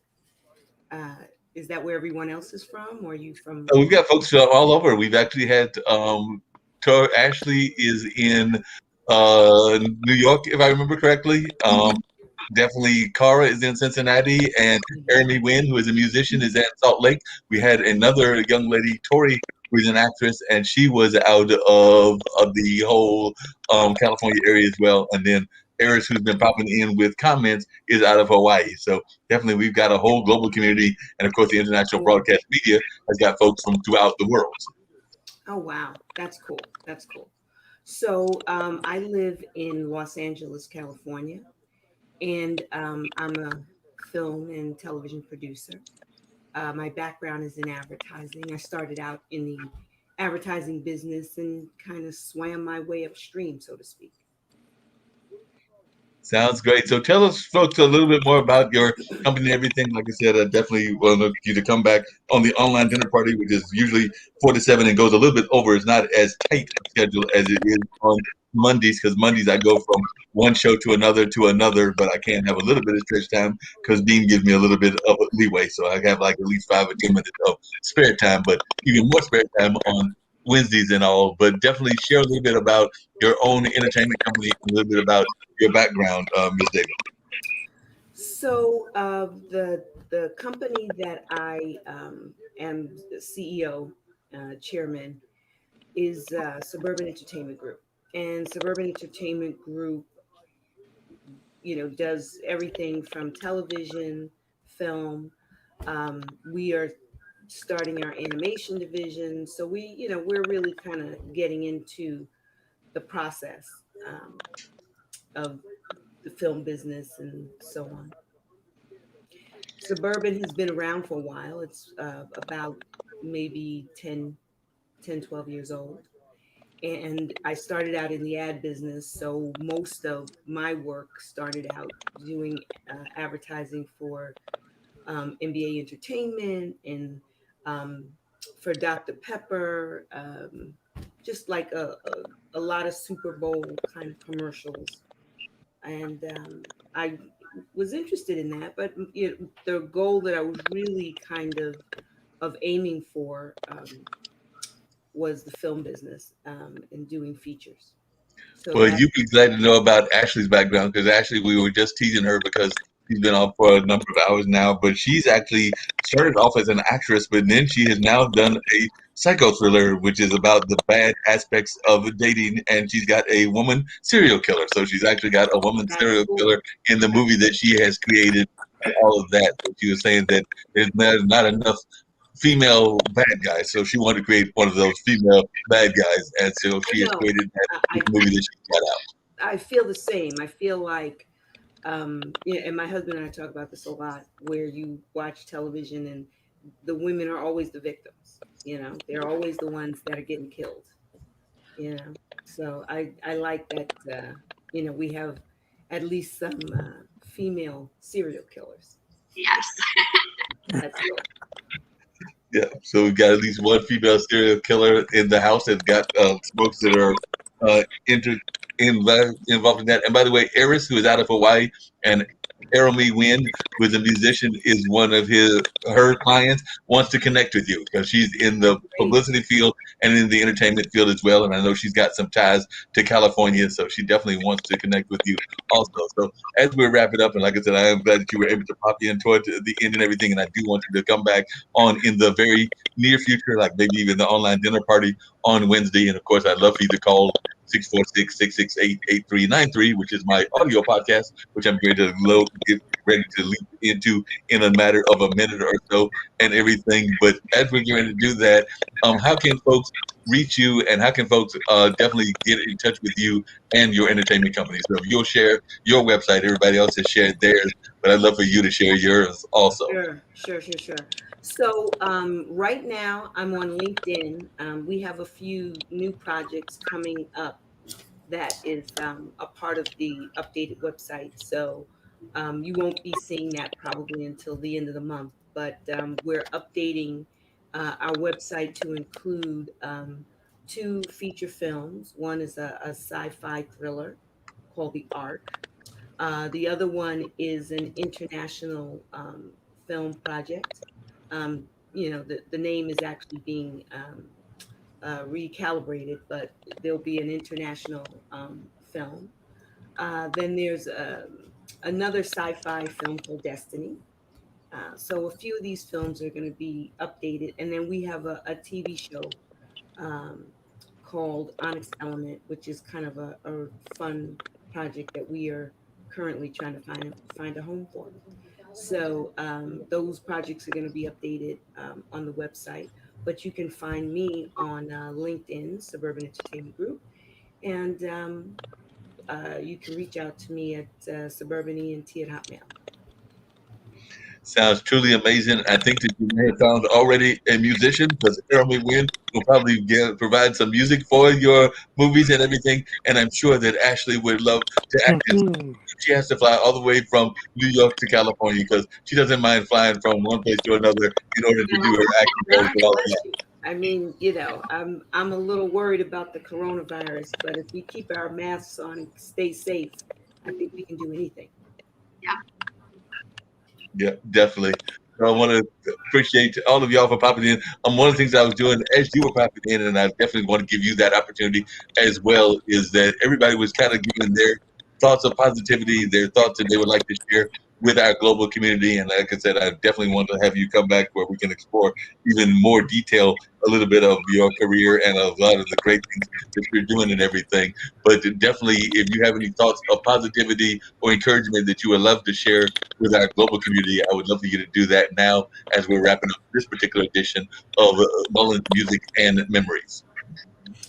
So I think the things that I think about most in terms of trying to stay positive in these corona times is really projecting what the future will hold once we are all vaccinated, or however we all feel about that. There's people who don't feel as strongly as I do about that sort of thing. However you decide to move forward, I feel like 2021 is full of opportunity, and I think for so many of us, we've taken this time during COVID and being um, quarantined, we've taken this time to really think about what our next steps are. And it's sort of given us a timeout, an adult version of a timeout that some of us really need, you know? Um, so that's my positive note for the future, is that this time was really a time to kind of regroup and refresh, and 2021 is about moving forward. Sounds great. So, like I said, I was glad you were able to pop in and definitely share your thoughts as well. And if any of y'all are interested in joining on the audio version, and I know that actually Dean is probably in the process of calling me now, but 646-668-8393. But if not, then we'll definitely be back here on the International Broadcast Media on the online dinner party, where I'll also bring up my mystery guest, which is usually some celebrity from history, or maybe two or three celebrities from history, and there's whole trivia questions that go on as to who those will be at the end of the show. But then we have regular guests on during the course of the regular interview, which is between 4 and 7 or 1 and 4 EST. I mean, Pacific Coast time and all of that. So definitely, hopefully you can join back on that, or definitely, hopefully y'all will join me on the all more traditional audio version as we're getting ready to get on the streaming platforms that I've been doing since 2 o'clock. So I still got another 2 hours of podcasting to go because I must be slightly on the off kilter side and everything, not quite at the serial killer level, but on the off kilter side and all of that, because I try to do on Monday afternoon on a regular basis, and I've been doing it for a number of weeks, 7 hours straight of podcasting. So 2 streaming shows followed by an audio show equals 7 hours straight on Monday nights that I do, Monday afternoons going into Monday night, but always have fun and always have engaging conversation. So I'm getting to bounce on to the audio side, but I want to thank all of my guests, including Tori, who was on earlier, but definitely want to thank Ashley, Jeremy Wynn, Shemai Davis, as well as Cara Oker for joining me on this particular show of Mullins and Music and Memories. And I'll catch y'all on the flip side as I get ready to go on over there to the audio side. So want to thank y'all for being on and learning about the fantastic things that y'all are doing, and look forward to seeing y'all again next week, but also on Wednesday on the online dinner party right here on International Broadcast Media. Bye. Thank you.